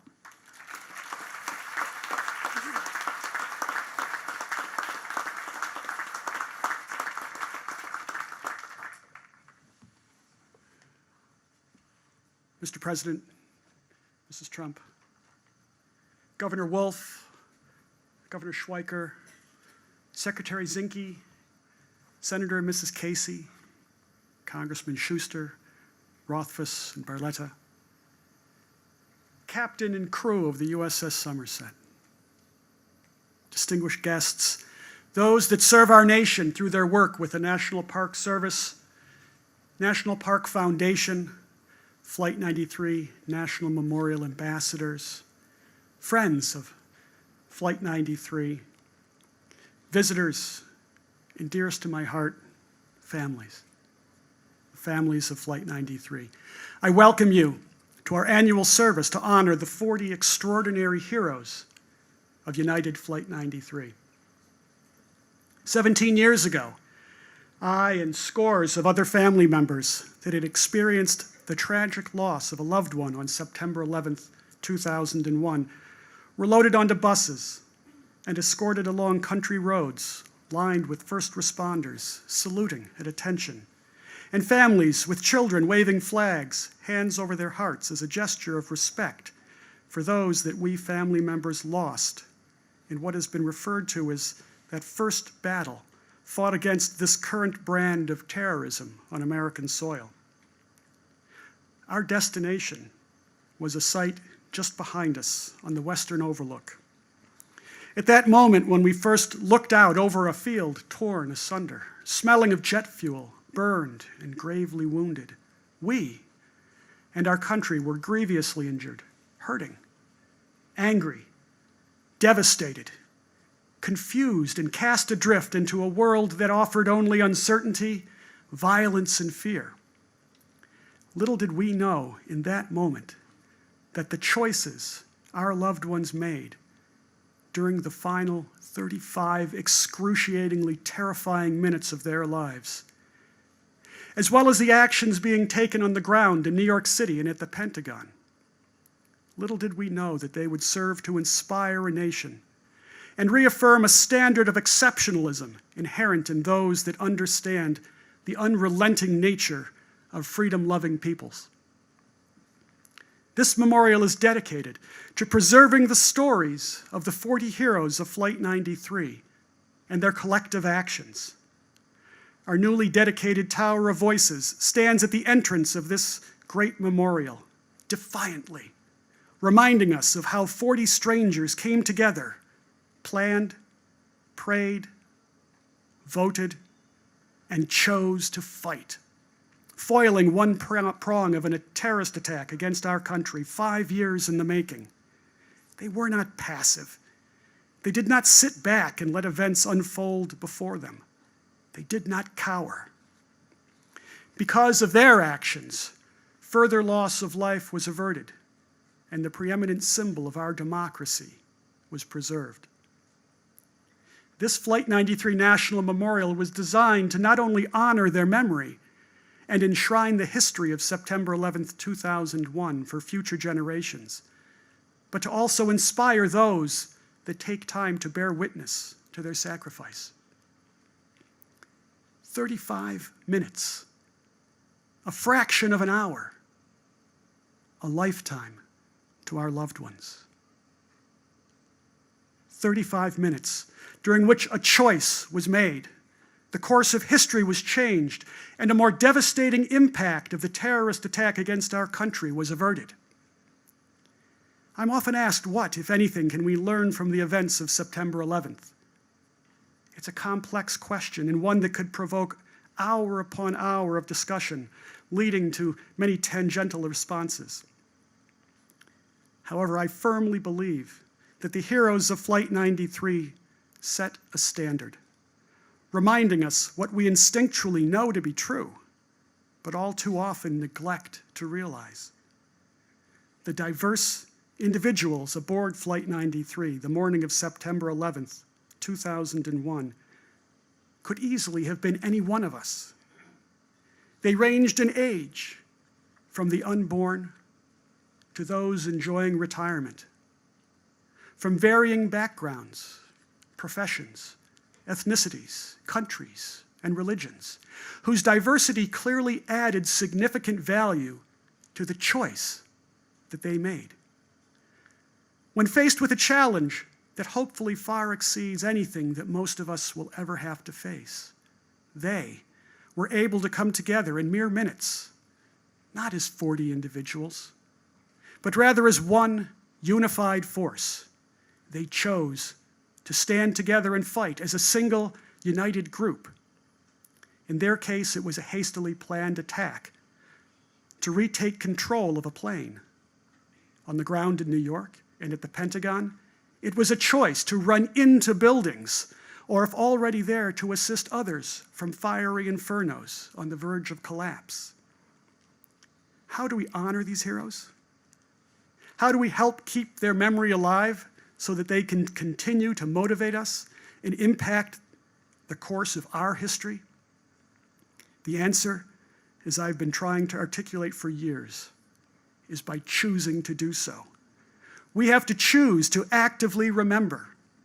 There should never be a time when we willingly sit back and opt to remain idle when evil threatens our freedom. We have to choose to be inspired by the collaborative actions of our heroes. And most importantly, choose to rise up and be better, as our loved ones did in their final moments. They deserve no less.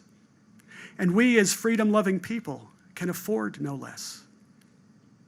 For if we choose to forget the lessons learned on September 11th, 2001, through neglect, apathy, or distraction, we will become less honorable, less heroic, and less free. Thank you.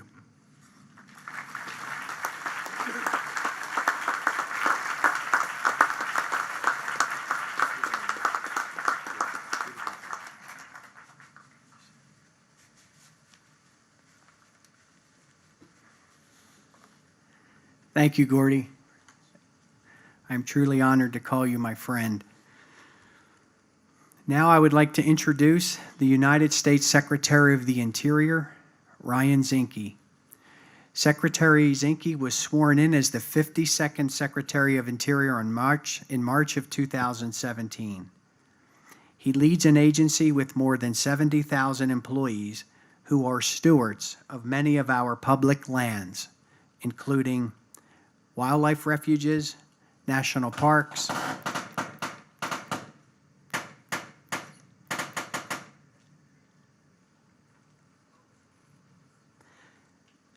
national memorials, such as this one.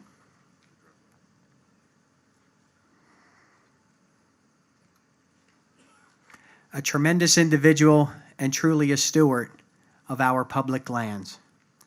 At this time, ladies and gentlemen, please welcome the United States Secretary of the Interior, Mr. Ryan Zinke.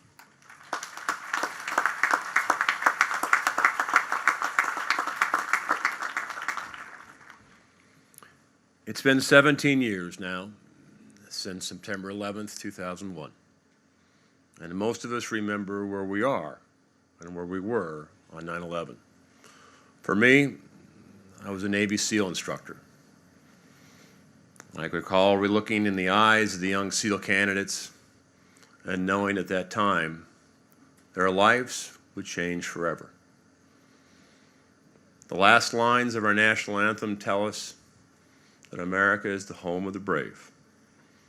And on that day, courageous patriots exemplified that bravery in the aisles of Flight 93. Though it's been 17 years, the pain of their passing remains.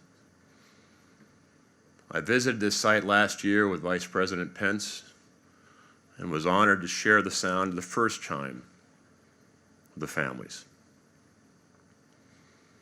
Our great park system tells stories. The stories of our conservation ethic, of the great epic parks of the West, to our battlefields, our civil rights monuments, our women's rights sites, and this Flight 93 memorial that we're honored to be at today. It truly is a story of heroes, a story of tragedy, and most importantly, a story of our... This is an NBC News special report. Good morning, everybody. 10:38 in the east, 7:38 out west, and it is the 17th anniversary of the 9/11 attacks on this country. Tributes are being held across America today to honor the more than 3,000 men and women who died at Ground Zero, at the Pentagon, and in Shanksville, Pennsylvania. Live look there at Vice President Mike Pence there at the Pentagon. Yeah, there was ceremonies a little bit earlier, and this is a live look at the Interior Secretary as he is getting ready to introduce the President. The President and First Lady are taking part in the ceremony at Shanksville, Pennsylvania. Of course, that is where the final flight, United 93, went down. Let's get right to NBC's Jeff Bennett. He is at the scene there and awaits the President's remarks. Jeff, good morning to you. Good morning, Savannah and Craig, and I'm keeping my voice down out of respect for the event, which has been ongoing all morning. The White House says we should expect to hear President Trump talk about the lives that were lost on this day 17 years ago and those who put their lives on the line to respond to the tragedy. And in coming to Shanksville, he's really honoring those 40 people, passengers and crew members on Flight 93 who overtook those hijackers in that cockpit and brought that plane down in that field behind me, that land now known as sacred ground. Flight 93 was the only one of the flights hijacked on 9/11 to not make it to its intended target, which we believe was the U.S. Capitol. So the president last year, he observed a moment of silence at the White House. He spoke at an event at the Pentagon. This year, he's coming to Shanksville, really taking part in what is now a long tradition of American presidents observing 9/11. We expect him to talk about sacrifice, talk about resilience, that the nation was tested on September 11th, but our strength never wavered, our resilience never faltered. Here's the president. Welcome our president, Donald J. Trump.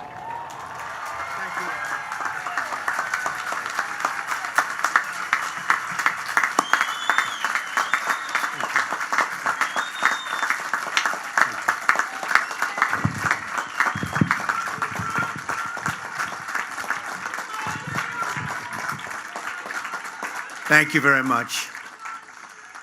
Thank you very much, Ryan. So beautiful. We're gathered together on these hallowed grounds to honor the memory of nearly 3,000 souls who were murdered on this day 17 years ago. We're here to pay solemn tribute to the 40 passengers and crew members on Flight 93 who rose up, defied the enemy, took control of their destiny, and changed the course of history. Today we mourn their loss, we share their story, and we commemorate their incredible valor. On September 11th, 2001, a band of brave patriots turned the tide on our nation's enemies and joined the immortal ranks of American heroes.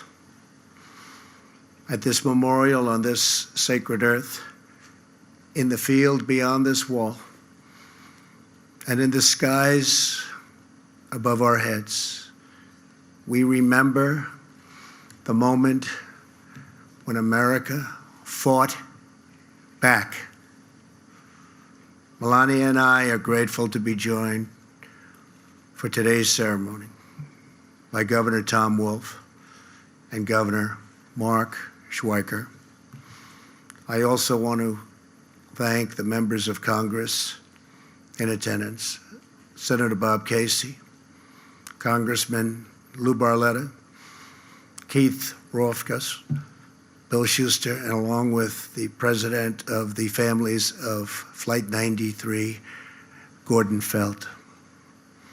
We're also joined by members of the National Park Service, along with firefighters, first responders, and incredible people from law enforcement.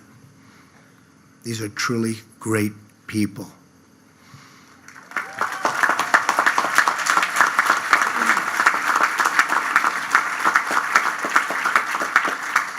Some of you here today answered the call and raced to this field 17 years ago. You fill our hearts with pride, and I want to thank you on behalf of our country. Thank you very much.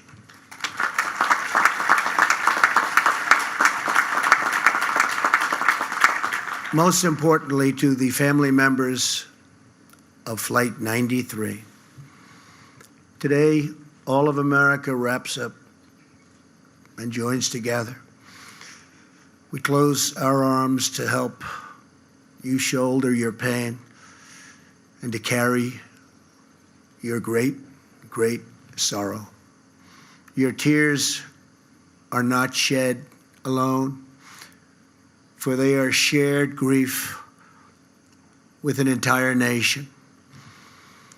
We grieve together for every mother and father, sister and brother, son and daughter who was stolen from us at the Twin Towers, the Pentagon, and here in this Pennsylvania field.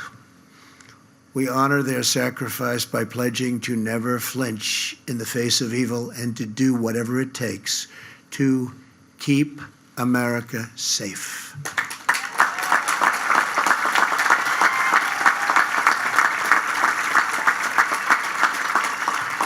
"17 years ago, your loved ones were among the 40 of Flight 93, the 40 passengers and crew members on board the 8 a.m. United Airlines flight from Newark to San Francisco.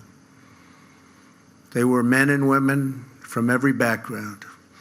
They were young people returning from visiting family, moms and dads on business trips, and friends going and coming from birthdays and weddings.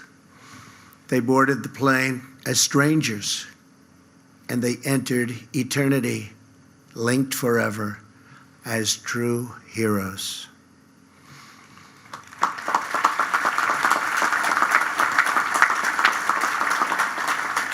Soon after takeoff, Flight 93 was hijacked by evil men bent on terror and conquest. Passengers and crew members began using their phones to call home. They learned that 2 planes had already crashed into the World Trade Center in New York City. Immediately, those on board Flight 93 started planning a response. Sandy Bradshaw, a flight attendant, called her husband and told him they were in the back of the plane preparing hot water to throw onto the hijackers. Passenger Jeremy Glick explained the plan to his wife and said, "Stay on the line, I'll be back." The passengers and crew members came together, took a vote, and they decided to act. At that moment, they took their fate and America's fate back into their own hands. In the last 20 minutes, many placed their final calls home, whispering those eternal words, "I love you." Some said the Lord's Prayer, and then they bravely charged the cockpit. They attacked the enemy. They fought until the very end, and they stopped the forces of terror and defeated this wicked, horrible, evil plan. Flight 93 crashed yards from where we stand, just 20 minutes flying time from the United States Capitol. Through their sacrifice, the 40 saved the lives of countless Americans, and they saved our capital from a devastating strike. In the days after the attack, tens of thousands of firefighters, police officers, and recovery workers traveled to New York and Arlington to crawl through the rubble and search for survivors. There were prayer vigils, memorials, and charity drives all across our nation. Here in Shanksville, many of you raised up the first memorial, a wooden cross, a chain-linked fence, mementos and tributes pouring in, and dozens of American flags. A piece of America's heart is buried on these grounds, but in its place has grown a new resolve to live our lives with the same grace and courage as the heroes of Flight 93. This field is now a monument to American defiance. This memorial is now a message to the world. America will never, ever submit to tyranny.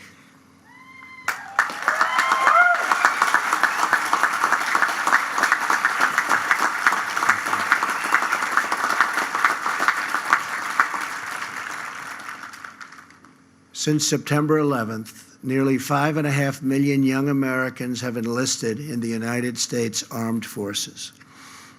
Nearly 7,000 service members have died facing down the menace of radical Islamic terrorism.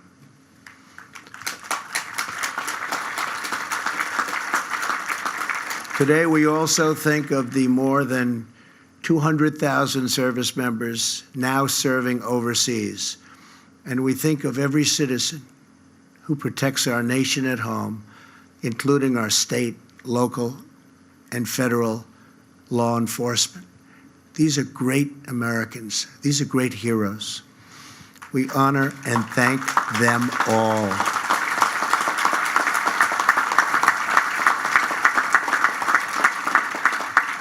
As Commander-in-Chief, I will always do everything in my power to prevent terrorists from striking American soil.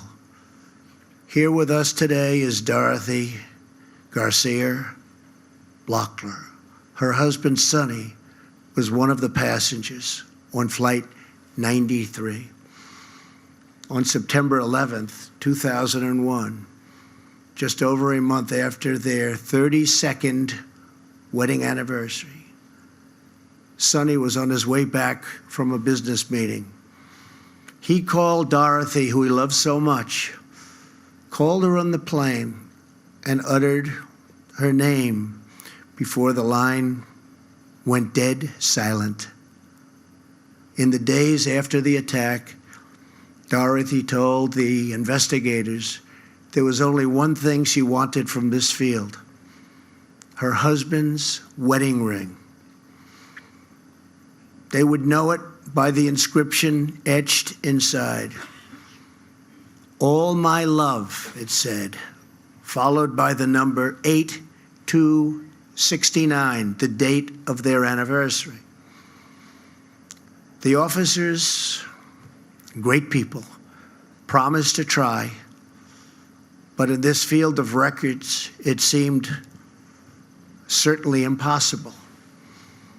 Dorothy began to pray, and she asked her friends to do the same. Days went by, then months. Still no ring. A week before Christmas, on December 19th, she heard a knock at the door. Two officers were standing with a really beautiful, to her, she saw it was so beautiful, she knew what was happening. A beautiful, small white box. Inside it was a wallet, a luggage tag, a driver's license, a small bag with the wedding ring inscribed with those three precious words: "All my love." Those words echo across this field, and those words tell the story of 40 men and women who gave all their love for their families, their country, and our freedom. To Dorothy and to every family here today, America will never forget what your loved ones did for all of us.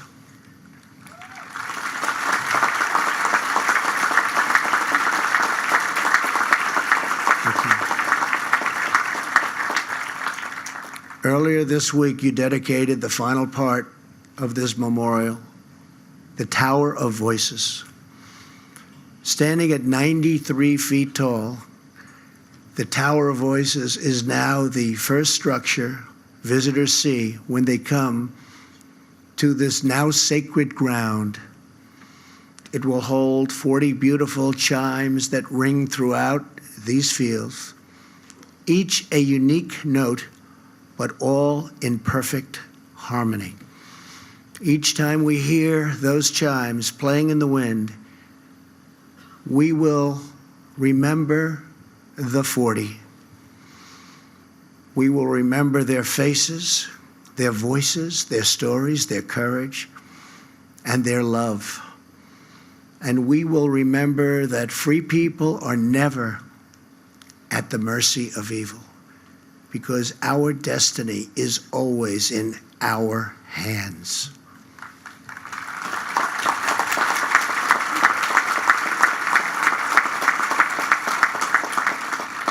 America's future is not written by our enemies. America's future is written by our heroes.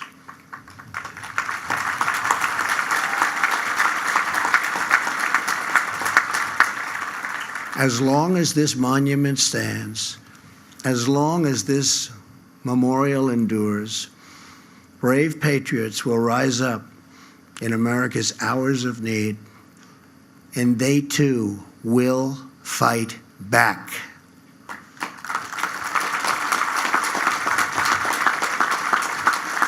"17 years ago, 40 incredible men and women showed the whole world that no force on earth will ever conquer the American spirit. We treasure their memory, we cherish their legacy, and we ask God to forever bless the immortal heroes of Flight 93. Thank you. God bless you. God bless the families, and God bless the United States of America. Thank you very much. Thank you. Thank you very much. President Trump on sacred ground, Shanksville, Pennsylvania, where 40 people died 17 years ago today.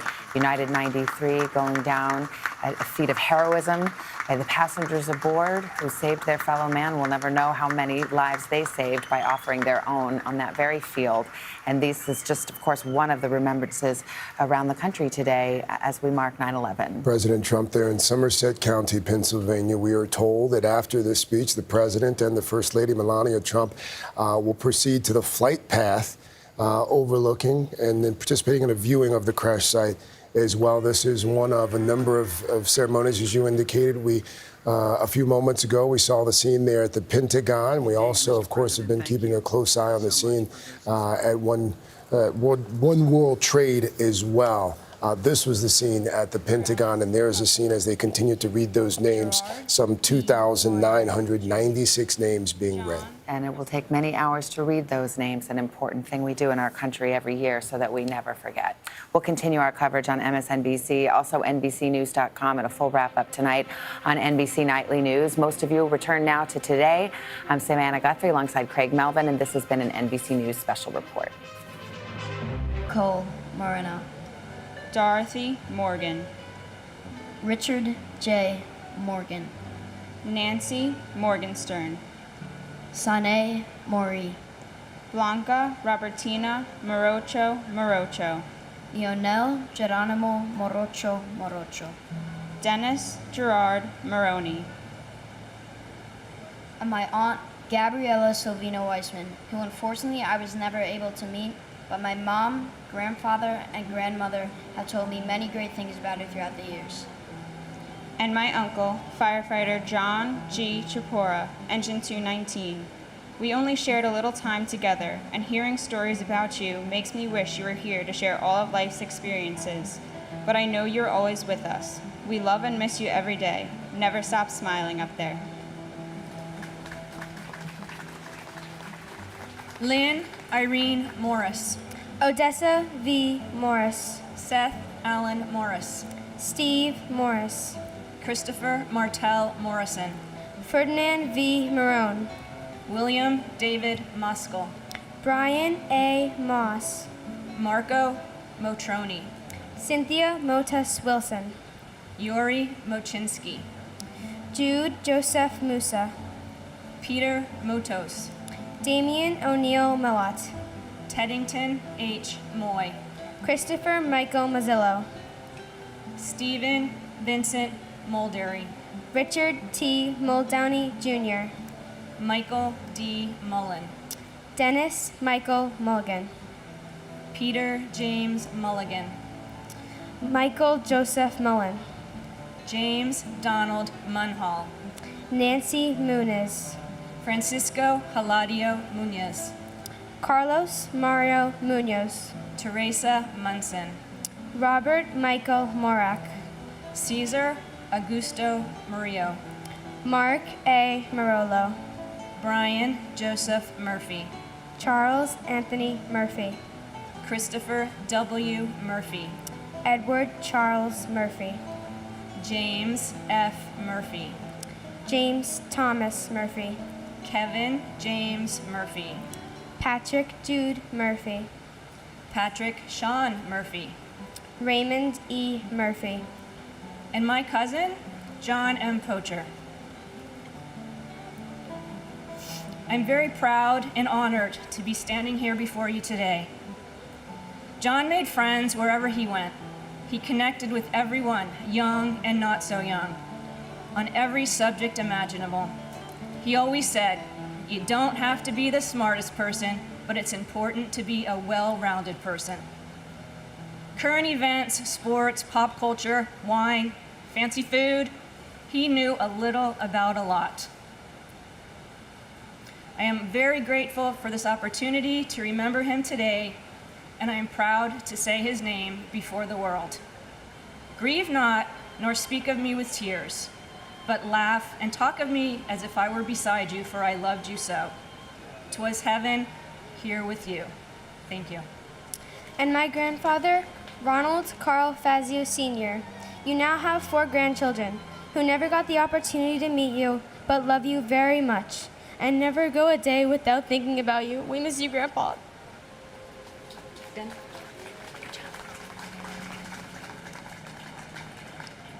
Robert Eddie Murphy Jr., John Joseph Murray, John Joseph Murray, Susan D. Murray, Valerie Victoria Murray, Richard Todd Myrie, Louis J. Nackey II, Robert B. Nagel, Mildred Rose Nyman, Sequoia Nakamura, Alexander John Robert Napier, Frank Joseph Naples III, John Philip Napolitano, Catherine Ann Nardella, Mario Nardone Jr., Manika K. Narula, Sean M. Nasani, Narendra Nath, Karen Susan Navarro, Joseph M. Navis, Francis Joseph Nazario, Glenroy I. Neblet, Raymond Marcus Niblet,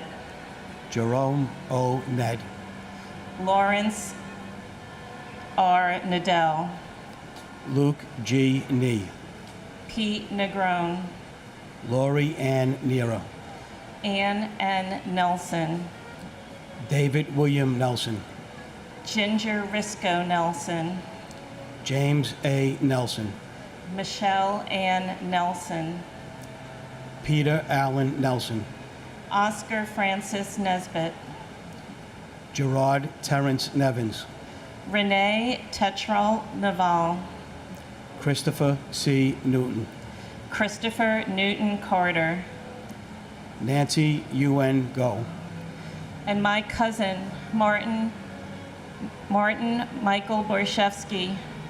Goog, there's so many moments over the last 17 years in this city I wish we could have experienced together. I remember your smile, your laugh, and even some of your riddles. But most importantly, know we love and miss you very much.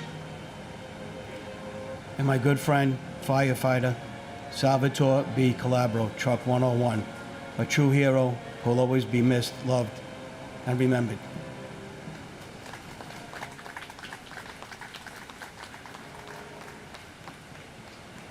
Kang Niguk Nagoyan, Jody Tepadino Nichilo, Kathleen Ann Nicosia, Martin Stewart Niederer, Alphonse Joseph Niedermeyer, Frank John Neidstadt Jr., Gloria Nieves, Juan Nieves Jr., Troy Edward Nilsson, Paul Nimbley, John Ballantine Niven, Catherine McGarry Nowak, Curtis Terrence Noel, Michael A. Noth, Daniel R.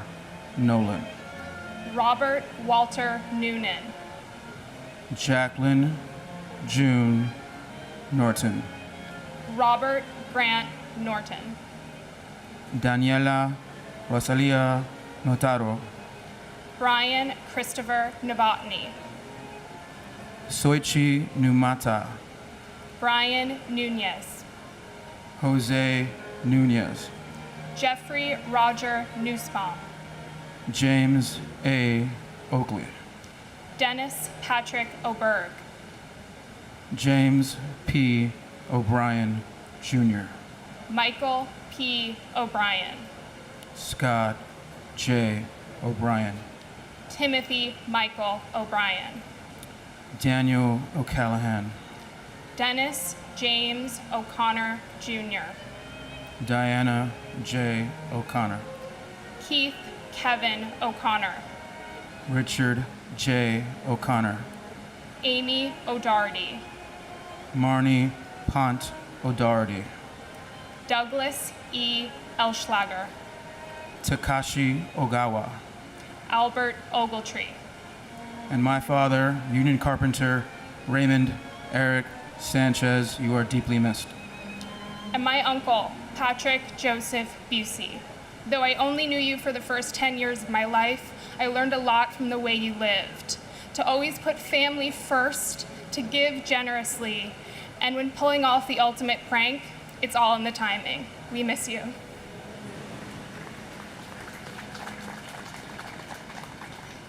Philip Paul Ognebeni, John A. Oganowski, James Andrew O'Grady, Joseph J. Ogren, Thomas G. O'Hagan, Samuel Otis, Patrick J. O'Keefe, William O'Keefe, Gerald Michael Olcott, Gerald Thomas O'Leary, Christine Ann Olander, Linda Mary Oliva, Edward K.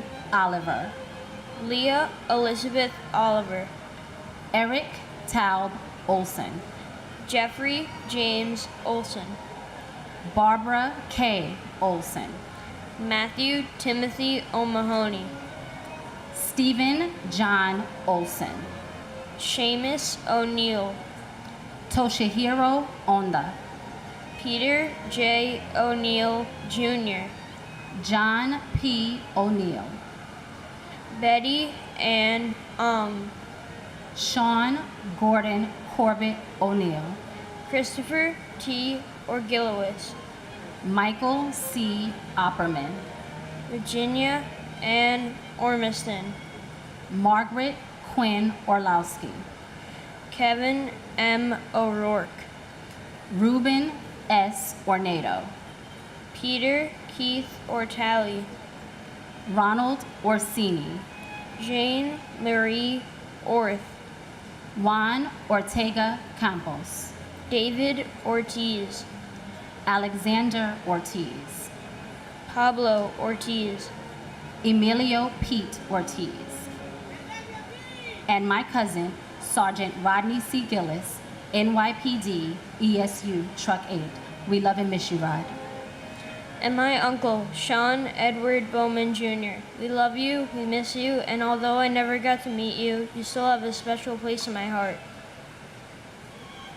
Paul Ortiz Jr., Sonia Ortiz, Masaru Osei, Patrick J. O'Shea, Robert William O'Shea, Elsie Carolina Osorio Oliva, James R. Ostrowski, Timothy Franklin O'Sullivan, Jason Douglas Oswald, Firefighter Michael John Otten, Isidro D. Ottenwalder, Michael Chung U, Todd Joseph Oida, Jesus Ovalas, Peter J. Owens Jr., Arianas Oyola, Angel M. Babon Jr., Israel Pebon Jr., Rodlin Pacheco, Michael Benjamin Packer, Diana B. Padro, Deepa Pakala, Jeffrey Matthew Palazzo, Thomas Palazzo, Richard A. Paluzzo, Battalion Chief Oreo Joseph Palmer, Frank Anthony Palumbo, Alan N. Palumbo, Christopher Matthew Panettiere, Dominique Lisa Pandolfo, Jonas Martin Panic, Firefighter Paul J. Pansini, John M. Paolio, Edward Joseph Papa, Salvatore T. Papasso, Firefighter James Nicholas Papa George, Marie Papalardo, Vinod Kumar Parakat, Vijay Shankar Parasuthi, Nitin Ramesh Parankar, and my father, Firefighter Scott Larson. And my father-in-law, Deputy Chief Ray Downey. 17 years ago, you made the ultimate sacrifice. Not a day goes by that you're not thought about, talked about, or remembered. You must be so proud of your 5 children and 15 grandchildren, and especially your wife, Rosalie, our rock. They have done so much to be sure that your name is carried on, and that everything you did within the community and the fire department is continued and improved upon. Continue to send the ladybugs as a reminder that you are always with us and watching over us. Watch over your son and the members of the USAR team that are headed to the Carolinas in preparation for the hurricanes. May the 343 firefighters, the police officers, and all the innocent victims of that dreadful day rest in peace. God bless our troops that continue to fight for our freedom. Hardai Parbu, James Wendell Parham, Deborah Marie Paris, George Paris, Gi Hyung Park, Philip Lacey Parker, Michael Elaine Parks, Robert E. Parks Jr., Hashmukh C. Parmar, Robert Paro, Diane Marie Parsons, Leobardo Lopez Pascual, Michael J. Pascuma Jr., Gerald Hughes Paskins, Horace Robert Passananti, Suzanne H. Passaro, Avnish Ramanbai Patel, Dipti Patel, Manish Patel, Stephen Bennett Patterson, James Matthew Patrick, Manuel D. Petrosino, Bernard E. Patterson, Clifford L. Patterson Jr., Sierra Marie Patty, Robert E. Pattison, James Robert Paul, Patrice Paz, Victor Hugo Paz, Stacy Lynn Peak, Richard Allen Perlman, Darrell V. Pearsall Jr., Thomas Nicholas Pecorelli, Thomas Pedicini, Todd Douglas Polino, Mike Adrian Pelletier, Anthony G. Peluso, Angel R. Pena, Robert Penninger, Richard Al Penny, and my uncle, Norman Scott Rossnow, who I never got the chance to meet. Because I'm named after my uncle, I convinced myself when I was younger that I was exactly like him. My favorite color was green, I loved to cook, and do the same things he liked to do. After hearing continuous stories told by my family, I've grown up knowing what a kind, compassionate, and caring person he was, and it makes me mad, sad, and confused that such a terrible thing could happen to such an amazing person. I love you so much, Uncle Norman. Every day I live in your memory, and I hope I make you proud. and my uncle, Port Authority Police Officer Clinton Davis. I never got to meet you, but I know we all love and miss you, and you will never be forgotten.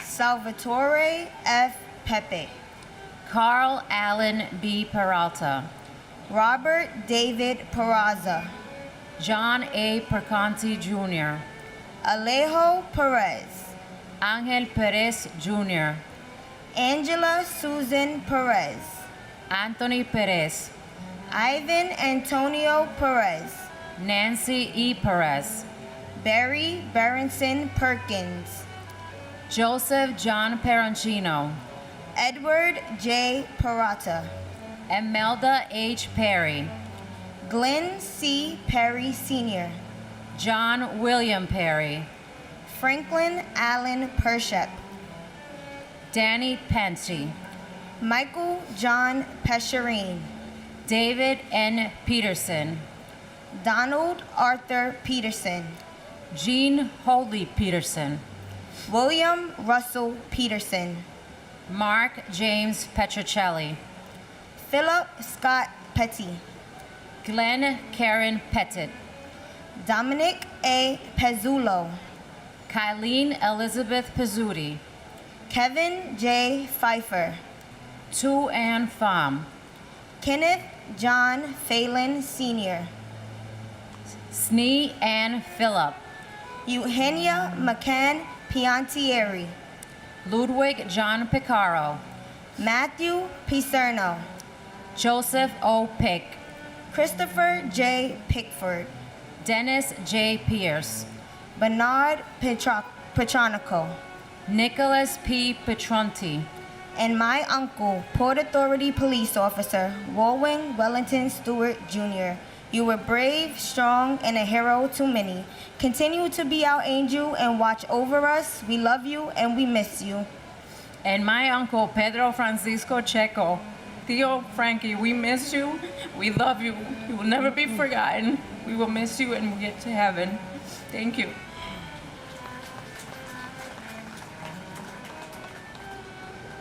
Theodoros Pigus, Susan Elizabeth Pinto, Joseph Piscadlo, Christopher Todd Pittman, Joshua Michael Piver, Robert R. Plager III, Zandra F. Plager, Joseph Plumatalo, John M. Pocher, William Howard Holman, Lawrence Michael Pollich, Thomas H. Polhamus, Steve Policino, Susan M. Polio, Darren H. Pontel, Joshua Iusa Poptine, Giovanna Porras, Anthony Portillo, James Edward Patorti, Daphne Poletsis, Richard N. Polis, Stephen Emmanuel Polis, Brandon Jerome Powell, Scott Allen Powell, Sean Edward Powell, Antonio Dorset Pratt, Gregory M. Preziote, Wanda Evelise Prince, Vincent A. Princiota, Kevin M. Pryor, Everett Martin Proctor III, Carrie Beth Progen, David Lee Prume, Richard A. Prunty, John Foster Puckett, Robert David Pugliese, Edward F. Pullis, Patricia Ann Huma, Jack D. Punches, Hemanth Kumar Putor, and my father, Police Officer Paul Talty, Emergency Service Truck 10. We love and miss you always.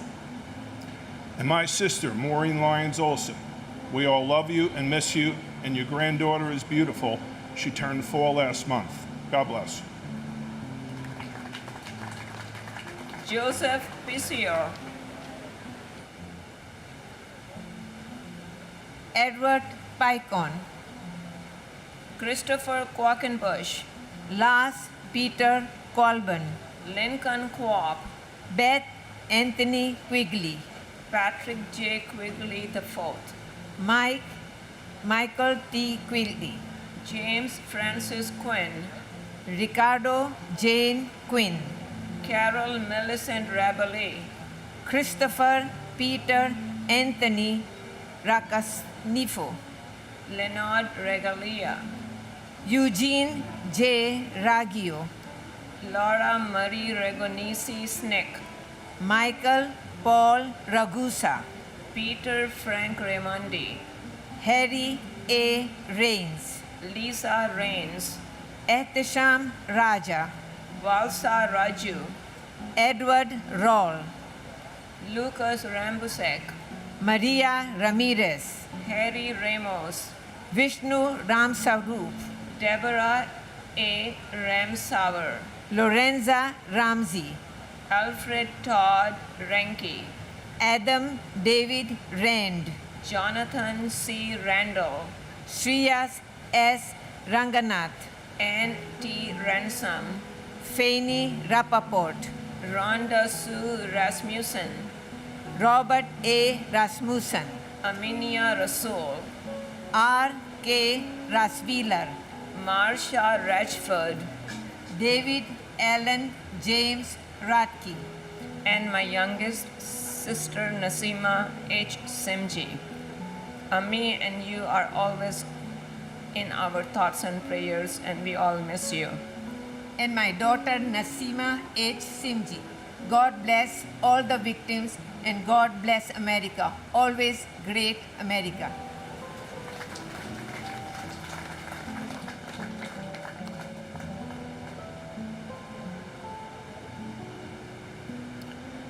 William Ralph Robb. Gerard F. Rousey. Alexi Rosofi. Gregory Rita. Sarah Ann Redheffer. Michelle Marie Reed. Judith Ann Reese. Donald J. Regan. Robert M. Regan. Thomas Michael Regan. Christian Michael Otto Reinhardt. Howard Reich. Greg Reedy. James Brian Riley. Kevin O'Reilly. Timothy E. Riley. Joseph Rena Jr. Thomas Barnes Reinig. Frank Bennett Reisman. Joshua Scott Reese. Karen Renda. John Armand Rio. Richard Cyril Riscola. John Thomas Resta. Silva San Pio Resta. Martha M. Reski. David E. Ritek. Todd H. Rubin. Luis Colodo Rivera Mier. Ed Uvigas Reyes Jr. Bruce Albert Reynolds. John Frederick Rhodes. Francis Severio Ricardelli. Rudolph N. Riccio. Anne Marie Ricoboni. David Harlow Rice. Eileen Mary Rice. Kenneth Frederick Rice III. Cecilia E. Richard. Vernon Allen Richard. And my beloved sister, Siobhan Alicia Mentis. You're always loved, never forgotten, forever missed by your family and friends, especially our mom, Myrtle Bazil. Continue to rest in eternal peace and continue to watch over us and be our guardian angel. We love you. And my sister, Judith Florence Hoffmiller. God bless you, Judy, my loving sister. We miss you and love you, especially your son, David. God bless everyone trying to keep America safe. God bless America.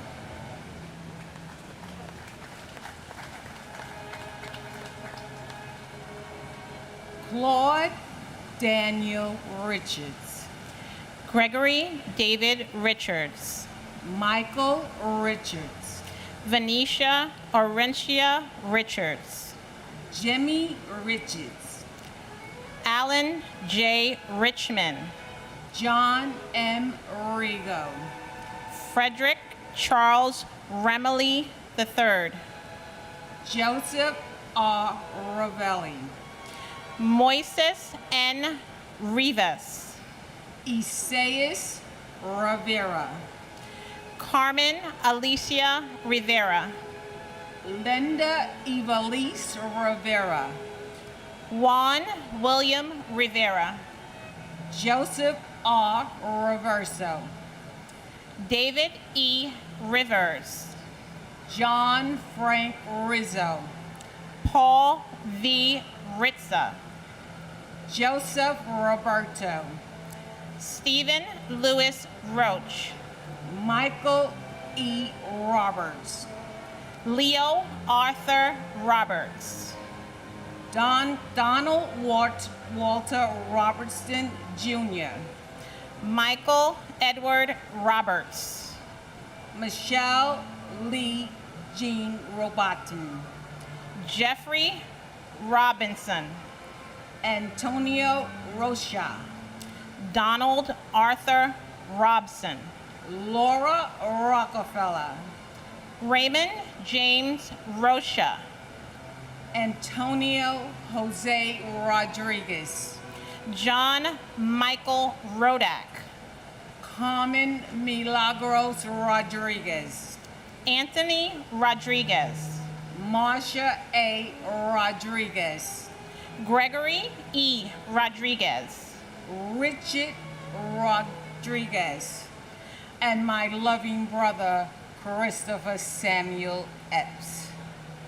It has been 17 years, and this day of remembrance still continues. You are a void in our lives, and it will never be filled. My hope today that the United States of America, as well as this world, come together in peace and harmony.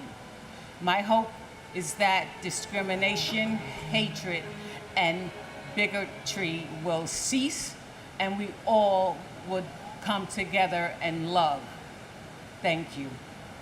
Myra Valdez Rodriguez, David Bartolo Rodriguez Vargas, and my uncle, Christopher Samuel Epps. I love you, I miss you, I hope I've made you proud. I know we're not greatly proud of the world we live in today, but we all can make it better. We can do better together. We love you, and I hope that you enjoyed your birthday last month. You're 46 now. You were taken away at 26, so I'm just grateful. I would like to give a shout out to the Russo family. We love you. We The love you, Russo family, Russos. Wayne Russo, my brother's co-worker. Thank you. Matthew Rogan, Jean Desrahan Rogier, Carly Rogers, Scott William Ronner, Keith Michael Roma, Joseph M. Romagnolo, Efren Romero Sr., Elvin Romero, James A. Romito, Sean Paul Rooney, Eric Thomas Rapata, Aida Rosario, Angela Rosario, Mark H. Rosen, Brooke David Rosenbaum, Linda Rosenbaum, Cheryl Lynn Rosenbaum, Lloyd Daniel Rosenberg, Mark Lewis Rosenberg, Andrew Ira Rosenblum, Joshua M. Rosenblum, Joshua Allen Rosenthal, Richard David Rosenthal, Philip Martin Rosenzweig, Daniel Rossetti, Richard Barry Ross, Norman S. Rosenau, Nicholas P. Rosamondo, Michael Greg Rothberg, Donna Marie Rothenberg, Mark David Rothenberg, James Michael Rue, Nicholas Charles Alexander Rowe, Edward V. Rowenhorst, Judy Rowlett, Timothy Allen Roy Sr., Paul G. Ruback, Ronald J. Rubin, Joanne Rubino, David M. Ruddle, and my uncle Isidro Altenwalder. We miss you dearly, love you, rest in peace, and God bless America. And my father, Siwang Shum.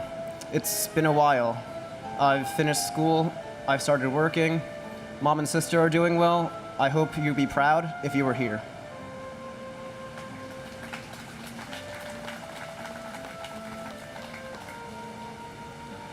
Bart Joseph Ruggieri. Susan A. Ruggiero. Adam Keith Ruelta. Gilbert Ruiz. Robert E. Russell. Stephen P. Russell. Stephen Harris Rusin. Michael Thomas Russo Sr. Wayne Allen Russo. William R. Ruth. Edward Ryan. John Joseph Ryan. Jonathan Stephen Ryan. Matthew L. Ryan. Tatiana Roy Jova. Christina Sunga Ryuk. Tiara Sadia. Jason Elazar Sabag. Thomas E. Sabella. Scott H. Saber. Charles E. Sabin Sr. Joseph Francis Sacerdote. Jessica Lee Sachs. Francis John Sadosha. Jude Elias Safi. Brock Joel Safranoff. Edward Said. John Patrick Salamone. Marjorie C. Salamone. Hernando Rafael Salas. Juan G. Salas.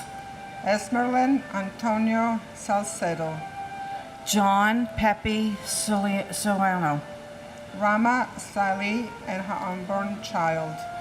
Richard L. Solandri, Jr. Wayne John Solomon. Norbert Solomon. Catherine Patricia Salter. Frank G. Salvatore. Paul Richard Salvio. And to my brother Rudolph Riccio, Rudy, you are my hero. You will never be forgotten. God bless you. And my brother Gerard Rousey, we love you so much. You've been an awesome brother, friend. We miss you every day. You will always be on my mind, in my heart, and in my soul.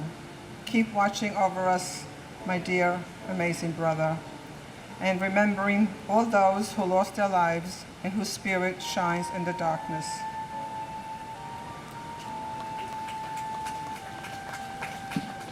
Samuel Robert Salvo Jr. Carlos Alberto Samaniego. John P. Sammartino. James Kenneth Samuel Jr. Michael San Philip. Hugo M. Sene. Alva Cynthia Jeffrey Sanchez. Jacqueline Patrice Sanchez. Jesus Sanchez. Raymond Sanchez. Eric M. Sand. Stacy Lee Sanders. Herman S. Sandler. Jim Sands Jr. Eileen J. Santiago. Kirsten Reese Santiago. Maria Teresa Concepcion Santillan. Susan Gail Santo. Christopher A. Santoro. John August Santore. Mario L. Santoro. Rafael Humberto Santos. Rufino C.F. Santos III. Victor J. Saraceni. Kalyan K. Sakar. Chappelle Renee Stewart Sarker. Paul F. Sorrell. Deepika Kumar Sataluri. Gregory Thomas Saucedo. Susan M. Sauer. Anthony Savas. Vladimir Savinkin. John Michael Sparbaro. David M. Scales. Robert Louis Scandol. Michelle Scarpita. Dennis Scouso, John Albert Shart, John G. Scharf, Fred C. Sheffield Jr., Angela Susan Scheinberg, Scott Mitchell Schertzer, Sean Schilke, Stephen Francis Schlag, Robert A. Schlegel, John Schlissel, Karen Helen Schmidt, Ian Schneider, Thomas G. Scholes, Frank G. Schott Jr., Jared Patrick Schrang, Jeffrey H. Schreier, John T. Schroeder, Susan Lee Schuler, Edward W. Shunk, Mark Evan Schermeyer, John Burkhart Schwartz, Mark Schwartz, Adrienne Victoria Scibetta, Raphael Skorka, and my uncle, Donnie Robertson Jr. We all love you. We all miss you every day. Let's go Rangers. and my husband and father of our 3 children, Stephen Francis Schlag. You inspire us to make each day 88 and sunny. Janice M. Scott, Randolph Scott, Christopher J. Scudder, Arthur Warren Scullin, Michael H. Seaman, Margaret M. Seeliger, Anthony Sagara, Carlos Segarra, Jason M. Sexer, Matthew Carmen Celito, Michael L. Selvis, Howard Selwyn, Larry John Senko, Arturo Angelo Serrano, Frankie Serrano, Marion H. Serva, Alana Sesanova, Adele Christine Sessa, Sita Nirmala Sunarin, Karen Lynn Seymour, Davis Greer Cessna Jr., Thomas Joseph Scroy, J.S. Shantalal Shah, Khalid M. Shahid, Muhammad Shahjahan, Gary Shamai, Earl Richard Shanahan, Dan F. Schanauer, Neil G. Shastri, Catherine Ann Shatzoff, Barbara A. Shaw, Jeffrey James Shaw, Robert John Shea Jr., Daniel James Shea, Joseph Patrick Shea, Kathleen Shearer, Robert M. Shearer, Linda June Sheehan, Hagay Sheffy, Antoinette M. Sherman, John Anthony Sherry, Atsushi Shiratori, Thomas Joseph Schubert, Mark Schulman, C. Wong Shum, Alan Abraham Schwartzstein, Claren Chiel Siegel Shorts, Joanna Sigmund, Diane T. Signer, Gregory Sikorsky, Stephen Gerard Siller, David Silver, Craig A. Silverstein, Nashima H. Shimji, Bruce Edward Simmons, Diane M. Simmons, Donald D. Simmons, George W. Simmons, Arthur Simon, Kenneth Allen Simon, and my uncle, Mark A. Marolo. My mom misses you, and I wish I got to know you. and the heart of my family, Brooklyn FDNY, Ladder 118, proud son of Puerto Rico and the great city of New York. My big brother, Peter Anthony Vega. PD, 36 years wasn't enough time. We miss you greatly. Ruby deserved to have her dad around. We deserve to have you in our life more, but having you as my big brother was a gift. And speaking on behalf of everybody left behind, we love you. We miss you. We'll see you in a better place one day. And mom and dad watching at home, love you.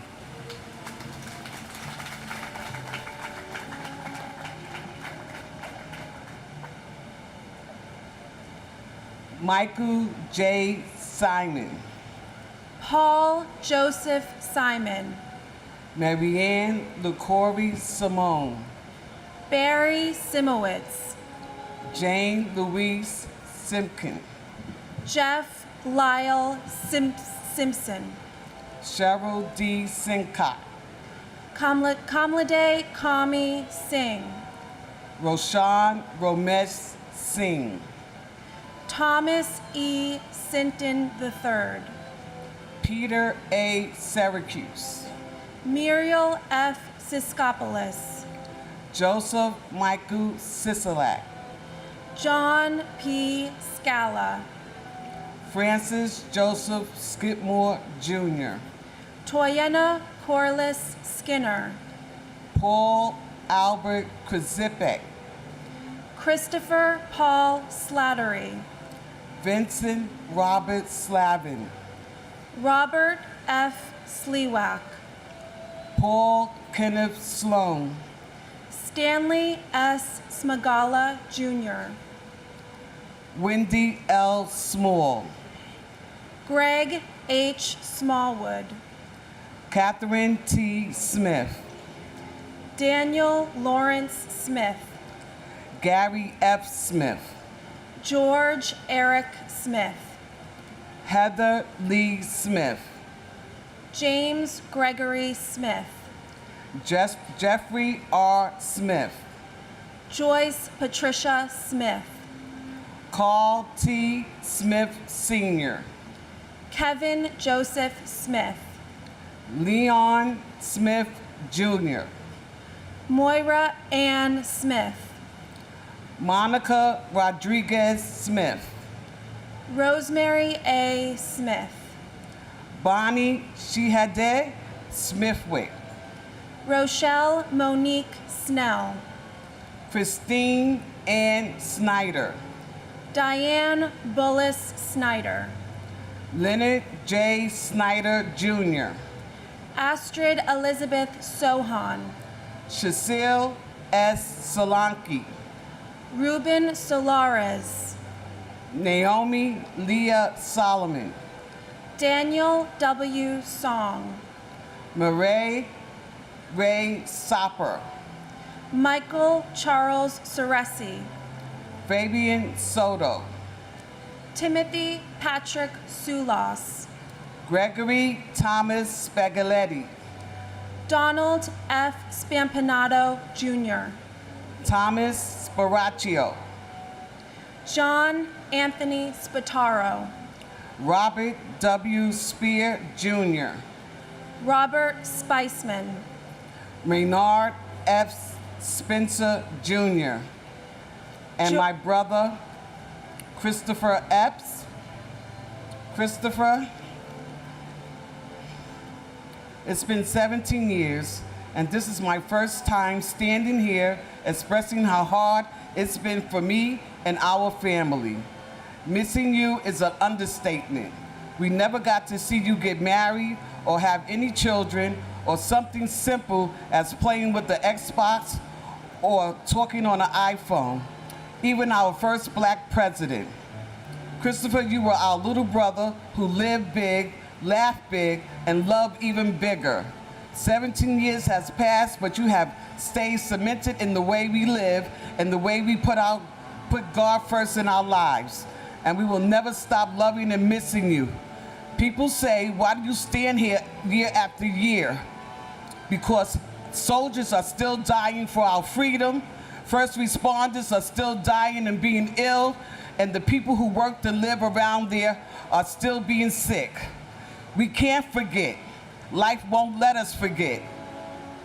God bless us all, and God bless America that's never, ever stopped being great.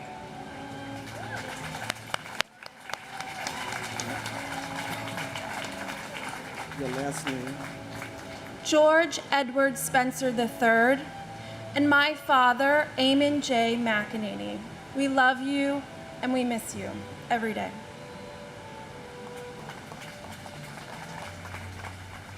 Robert Andrew Spencer. Mary Rabina Sperando. Frank Spinelli. William E. Spitz. Joseph Patrick Spoor Jr. Klaus Johannes Sprachkamp. Saranya Sinuwan. Fitzroy St. Rose. Michael F. Stabile. Lawrence T. Stack. Timothy M. Stackpole. Richard James Stadelberger. Eric Adam Stallman. Gregory Stajic. Alexandru Livu Stan. Karina Stan. Mary Dominica Stanley. Anthony Starita. Jeffrey Stark. Derek James Stakavicius. Patricia J. Statz. Craig William Staub. William V. Steckman. Eric Thomas Steen. William R. Steiner. Alexander Robbins Steinman. Edna L. Stevens. Andrew Sturgiopoulos. Andrew J. Stern. Norma Lang Stewarley. Martha Jane Stevens. Michael James Stewart. Richard H. Stewart, Jr. Sanford M. Stoller. Douglas Joel Stone. Lonnie J. Stone. Jimmy Novell Story. Timothy Stout. Thomas Strata. James J. Strain, Jr. Edward W. Straub. George J. Strauch, Jr. Edward Thomas Strauss. Stephen R. Strauss. Larry L. Strickland. Stephen S. Strobert. Walwyn Wellington Stewart, Jr. Benjamin Suarez. David Scott Suarez. Ramon Suarez. Dino Xavier Suarez Ramirez. Yoichi Sumiyama Sugiyama. William Christopher Shugra. Daniel Thomas Sewer. David Mark Sullins. Christopher P. Sullivan. Patrick Sullivan. Thomas G. Sullivan.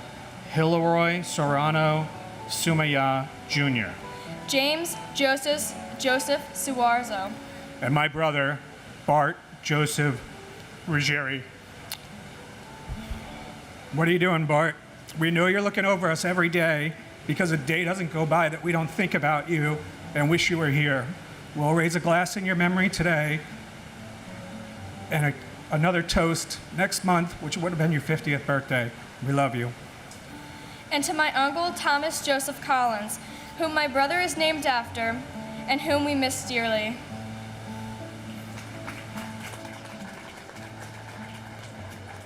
Colleen M. Supinski. Robert Sutcliffe. Celine Sutter. Claudia Suzette Sutton. John Francis Swain. Christine M. Swearson. Brian David Sweeney. Brian Edward Sweety.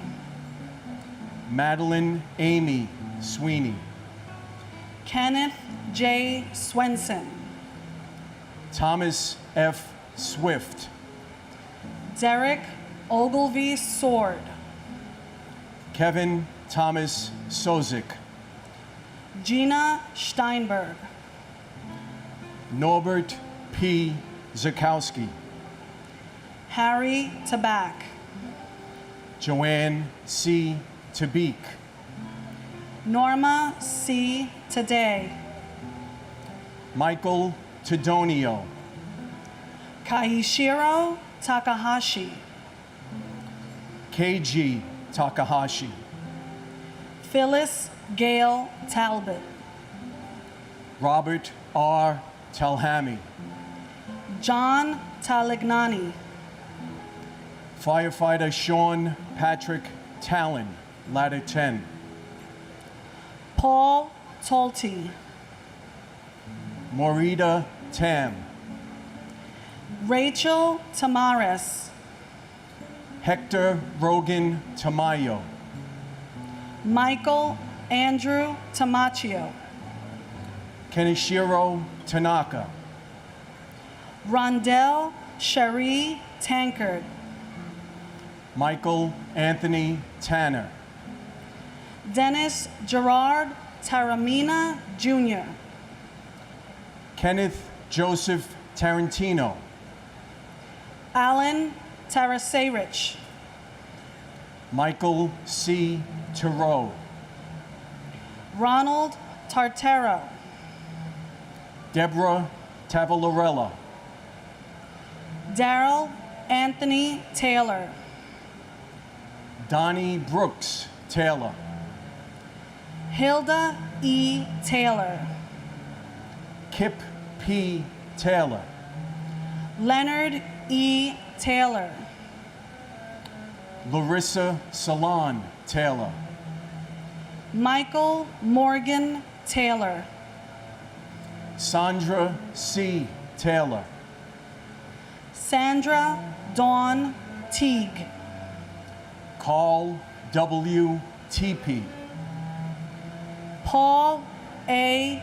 Techmeyer. Yeshivant Morishwa Tembe. Anthony Tempesta. Dorothy Pearl Temple. Stanley L. Temple. David Gustav Peter Tengelin. Brian John Terenzi. Lisa Marie Terry. Gumati Thakurdeen. Harshad Sham Thate. Michael Theodoridis. And my brother, Lieutenant Philip Scott Petty of the New York City Fire Department, Ladder 12. We love and miss you tremendously, Phil. Not a day goes by that you aren't thought of, spoken about, and prayed for. We never get tired of hearing or telling stories about you.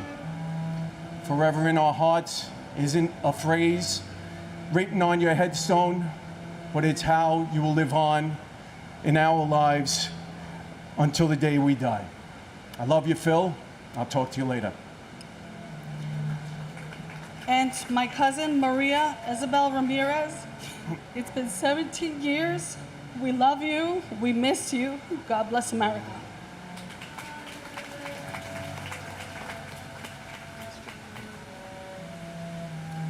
Thomas F. Thurkoff, Jr. Leslie Ann Thomas. Brian Thomas Thompson. Clive Ian Thompson. Glenn Thompson. Nigel Bruce Thompson. Perry A. Thompson. Vanova Alexi Thompson. William H. Thompson. Eric Raymond Thorpe. Nicola Angela Thorpe. Tamara C. Thurman. Sal Edward Thierry, Jr. John Patrick Tierney. Mary Ellen Tiesi. William Randolph Tista. Kenneth Tejan. Stephen Edward Ty. Scott Charles Timmis. Michael E. Tinley. Jennifer M. Tino. Robert Frank Topaldi. John James Tipping II. David Tirado. Hector Luis Tirado, Jr. Michelle Lee Titolo. Alicia Nicole Titus. John J. Tobin. Richard J. Todisco. Otis V. Tolbert. Vladimir Tomasevich. Stephen Kevin Thompson. Thomas Tong. Doris Torres. Luis Eduardo Torres. Amy Elizabeth Toyin. Christopher Michael Traina. Daniel Patrick Trant. Abdul Kareem Traore. Glenn J. Travers Sr. Walter Philip Travers. Felicia Vet Trailer Bass. James Anthony Trentini. Mary Barbara Trentini. Lisa L. Treratola. Kuramo Baba Trera. Michael Angel Trinidad. Francis Joseph Trombino. Gregory James Trost. Willie Q. Troy. William P. Slepis Jr. Zanetta Valentinovna Soy. Michael Patrick Tucker. Lance Richard Tumulty. Ching Ping Tung. Simon James Turner. Donald Joseph Tuzio. Robert T. Toomey. Jennifer Lynn Semis. John G. Yultzhofer. And my Uncle Bernard Petronico. I hope to one day be able to say that I've positively impacted as many people as you did. We love you, and we miss you. And my father, firefighter Michael John Otten. We miss your infectious smile and bigger-than-life personality. I hope we are making you proud. Please continue to watch over us. We will never forget. God bless America.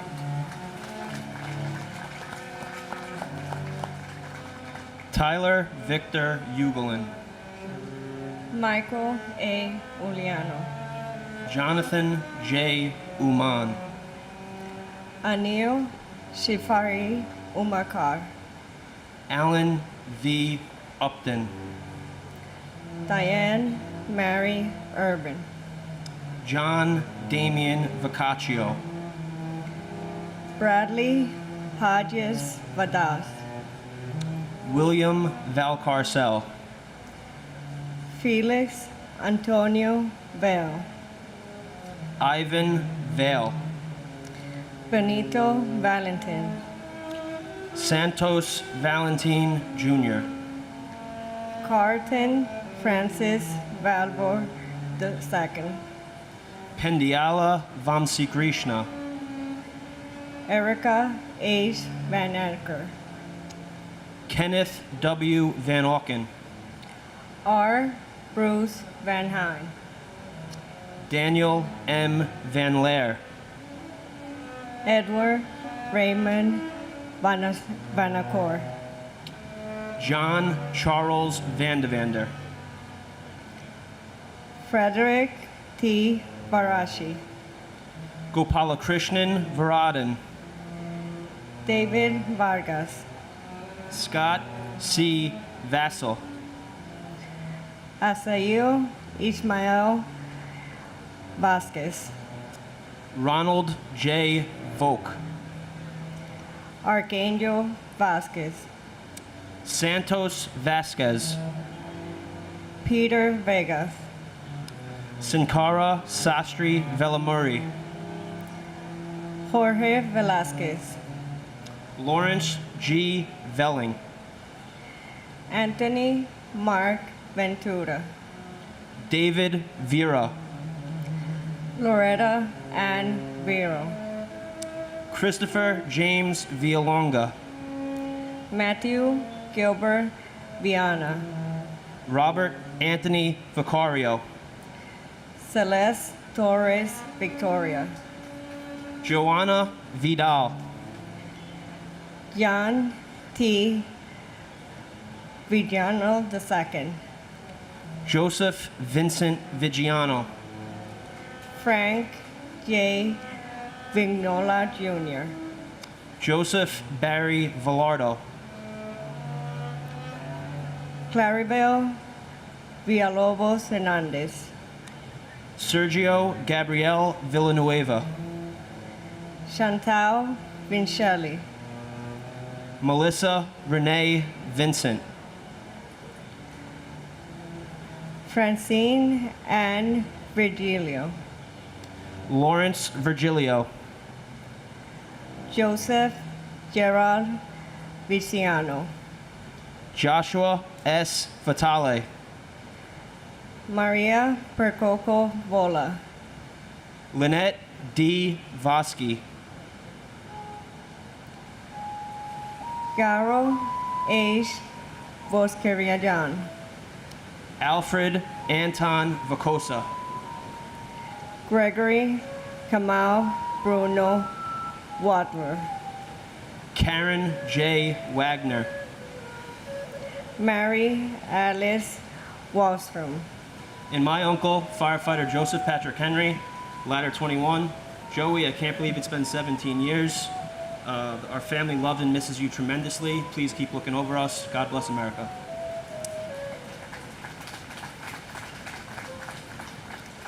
And to my father, Joseph Amatusho, Daddy, it has been 17 years, and the fact that you're no longer here, still feels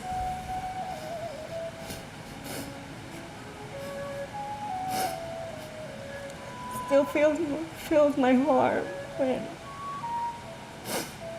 a lot of sadness and pain. And that is something that's never gonna go away. You were the dream, and you were my dream, but that dream was taken from me. And it hurts so much that because of that, I never got to meet you, laugh with you, cry with you, or smile with you. Yeah. Only God knows what I would do when it came to being able to at least have a second to hug you. This year have not been easy for me, but I know that you are always there, keeping me strong and watching over me and reminding me that I am not alone. One good thing that happened this year, and I know that was you that made that possible, and I thank you for that. I'm not perfect, and I promise I will make you proud. I love you so much, Daddy, and always will. Honor Elizabeth Wyneal. Gabriella Sylvina Waisman. Wendy Alice Rosario Wakeford. Courtney Wainsworth Walcott. Victor Wald. Kenneth E. Waldy. Benjamin James Walker. Glenn Wall. Mitchell Scott Wallace. Peter Guider Wallace. Robert Francis Wallace. Roy Michael Wallace. Jean Marie Wallendorf. Matthew Blake Wallens. Meta L. Waller. John Wallace Jr. Barbara P. Walsh. Jim Walsh. Jeffrey P. Walls. Ching Wang. Wybin Wang. Michael Warcola. Stephen Gordon Ward. Timothy Ray Ward. James A. Waring. Brian G. Warner. Derek Christopher Washington. Charles Waters. James Thomas Waters Jr. Patrick J. Waters. Kenneth Thomas Watson. Michael Henry Way. Todd Christopher Weaver. Walter Edward Weaver. Nathaniel Webb. Dinah Webster. William Michael Weems. Joanne Flora Weil. Michael T. Weinberg. Stephen Weinberg. Scott Jeffrey Weingard. Stephen George Weinstein. Simon Weisier. David M. Weiss. David Thomas Weiss. Chin Sunpak Wells. Vincent Michael Wells. Deborah Jacob Welsh. Timothy Matthew Welty. Christian Hans Rudolph Wemmers. Su Hui Wen. John Joseph Wenkus. Ola D. Wengerchuk. Peter M. West. Whitfield West Jr. Meredith Lynn Whalen. Eugene Michael Whalen. Adam S. White. Edward James White III. James Patrick White. And my Aunt Lucia Crafasi, who was a truly amazing woman, and even though I never got to meet her, I will always hold the memories in my heart that I was the niece that she was always going to meet. Please keep watching over me, my sister, Tamaria, Uncle Frank, and the rest of the family. We love you and miss you. And my cousin, Ferdinand V. Marone, Superintendent of the Port Authority Police, who ran in to save others, making the ultimate sacrifice. I love hearing about you from those who worked by your side and from family who miss you dearly. You touched all of our lives with laughter and love. You were larger than life, and we will always remember your strength and kindness. That's from Christina and Tina. We honor you today and every day. We love you always. In valor, there is hope. God bless America.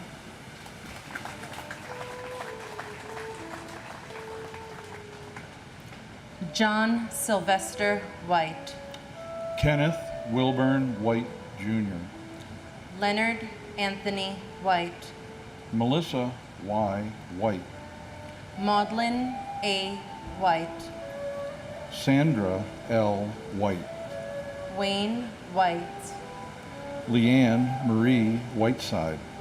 Mark P. Whitford. Leslie A. Whittington. Michael T. Holy. Mary Lenz Wyman. Jeffrey David Wiener. William J. Wick.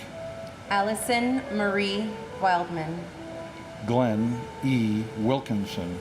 Ernest M. Wilshire. John Charles Willett.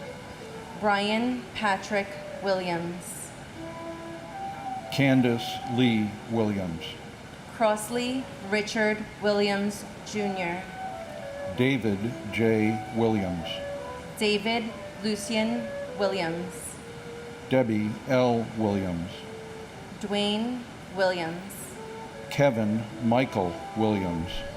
Louis Anthony Williams. Louis Calvin Williams III. John P. Williamson. Donna Ann Wilson. William Eben Wilson. David Harold Winton. Glenn J. Winnock. Thomas Francis Wise. Alan L. Wisniewski. Frank Paul Wisniewski. David Wiswall. Sigrid Charlotte Wiswy. Michael R. Wittenstein. Christopher M. Woodenshink. Martin Phillips Wolforth. Catherine Susan Wolf. Jennifer Yen Wong. Su Cheng Steve Wong.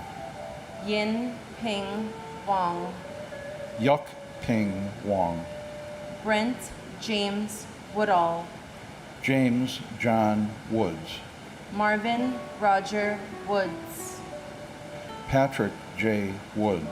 Richard Heron Woodwell. David Terrence Woolley. John Bentley Works. Martin Michael Wortley. Rodney James Watton. William Wren, retired. John W. Wright, Jr.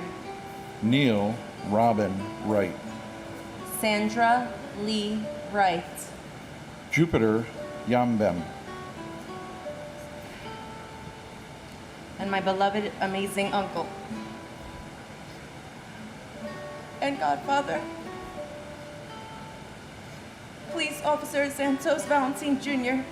of the NYPD Emergency Services Unit, truck number 7. One of the first on the scene. To our hero and inspiration. Not a day goes by that you are not in our hearts and thoughts, Uncle Papo. We miss you. Our family will always honor and treasure your name and keep your happy, hilarious, and loving memories of you alive. I know you and Grampy are having a bud and playing dominoes in heaven and watching over us. We love you so very much. Until we meet again. And my brother, Brian Joseph Murphy. It's been too long. We miss you, we love you. Judy, Melissa, Cindy are here. The girls, Jesse and Layla, Callahan are at school. Everyone is doing well. We love you. John D. Yemnicki Sr., Suresh Yanamadala, Vicky Yancey, Shu Yin Yang, Matthew David Yarnell, Myrna Yaskoka, Shakila Yasmin, Olabisi Shadi Lieni Yi, Kevin W. Yokum, Edward P. York, Kevin Patrick York, Raymond R. York, Suzanne Martha Humans, Barrington Leroy Young Jr., Donald MacArthur Young, Edmund G. Young Jr., Jacqueline Young, Lisa L. Young, Elkin Yuen, Joseph C. Zaccoli, Adele Agabi Zachary, Arkady Zaltzman, Edwin J. Zambrana Jr., Robert Allen Zampieri, Mark Zengrilli, Christopher R. Zarba Jr., Ira Zaslow, Kenneth Albert Zellman, Abraham J. Zelmanowitz, Martin Morales Saint-Paul Tecatel, Jay Zhang, Mark Scott Zeppelin, Jay Yao Justin Zhao, Yu Guang Zhang, Evelyn Zeminski, Michael Joseph Zinzi, Charles Allen Zion, Julie Lynn Zipper, Salvatore J. Ziza, Procopios Paul Zoiz, Joseph J. Zukala, Andrew Stephen Zucker, Igor Zukoman, and our grandmother Muriel F. Siskopoulos, who even though we never had a chance to meet, we know she would have been the best grandma in the world.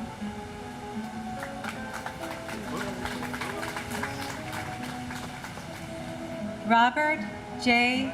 Fairwalter, Garnet Ace Bailey, Tatiana Bakalinskaya, Wayner Terriel Davis, Vincent Gerard Halloran, Felicia Hamilton, Christopher James Hanley, Emmerich Harvey, Jennifer L.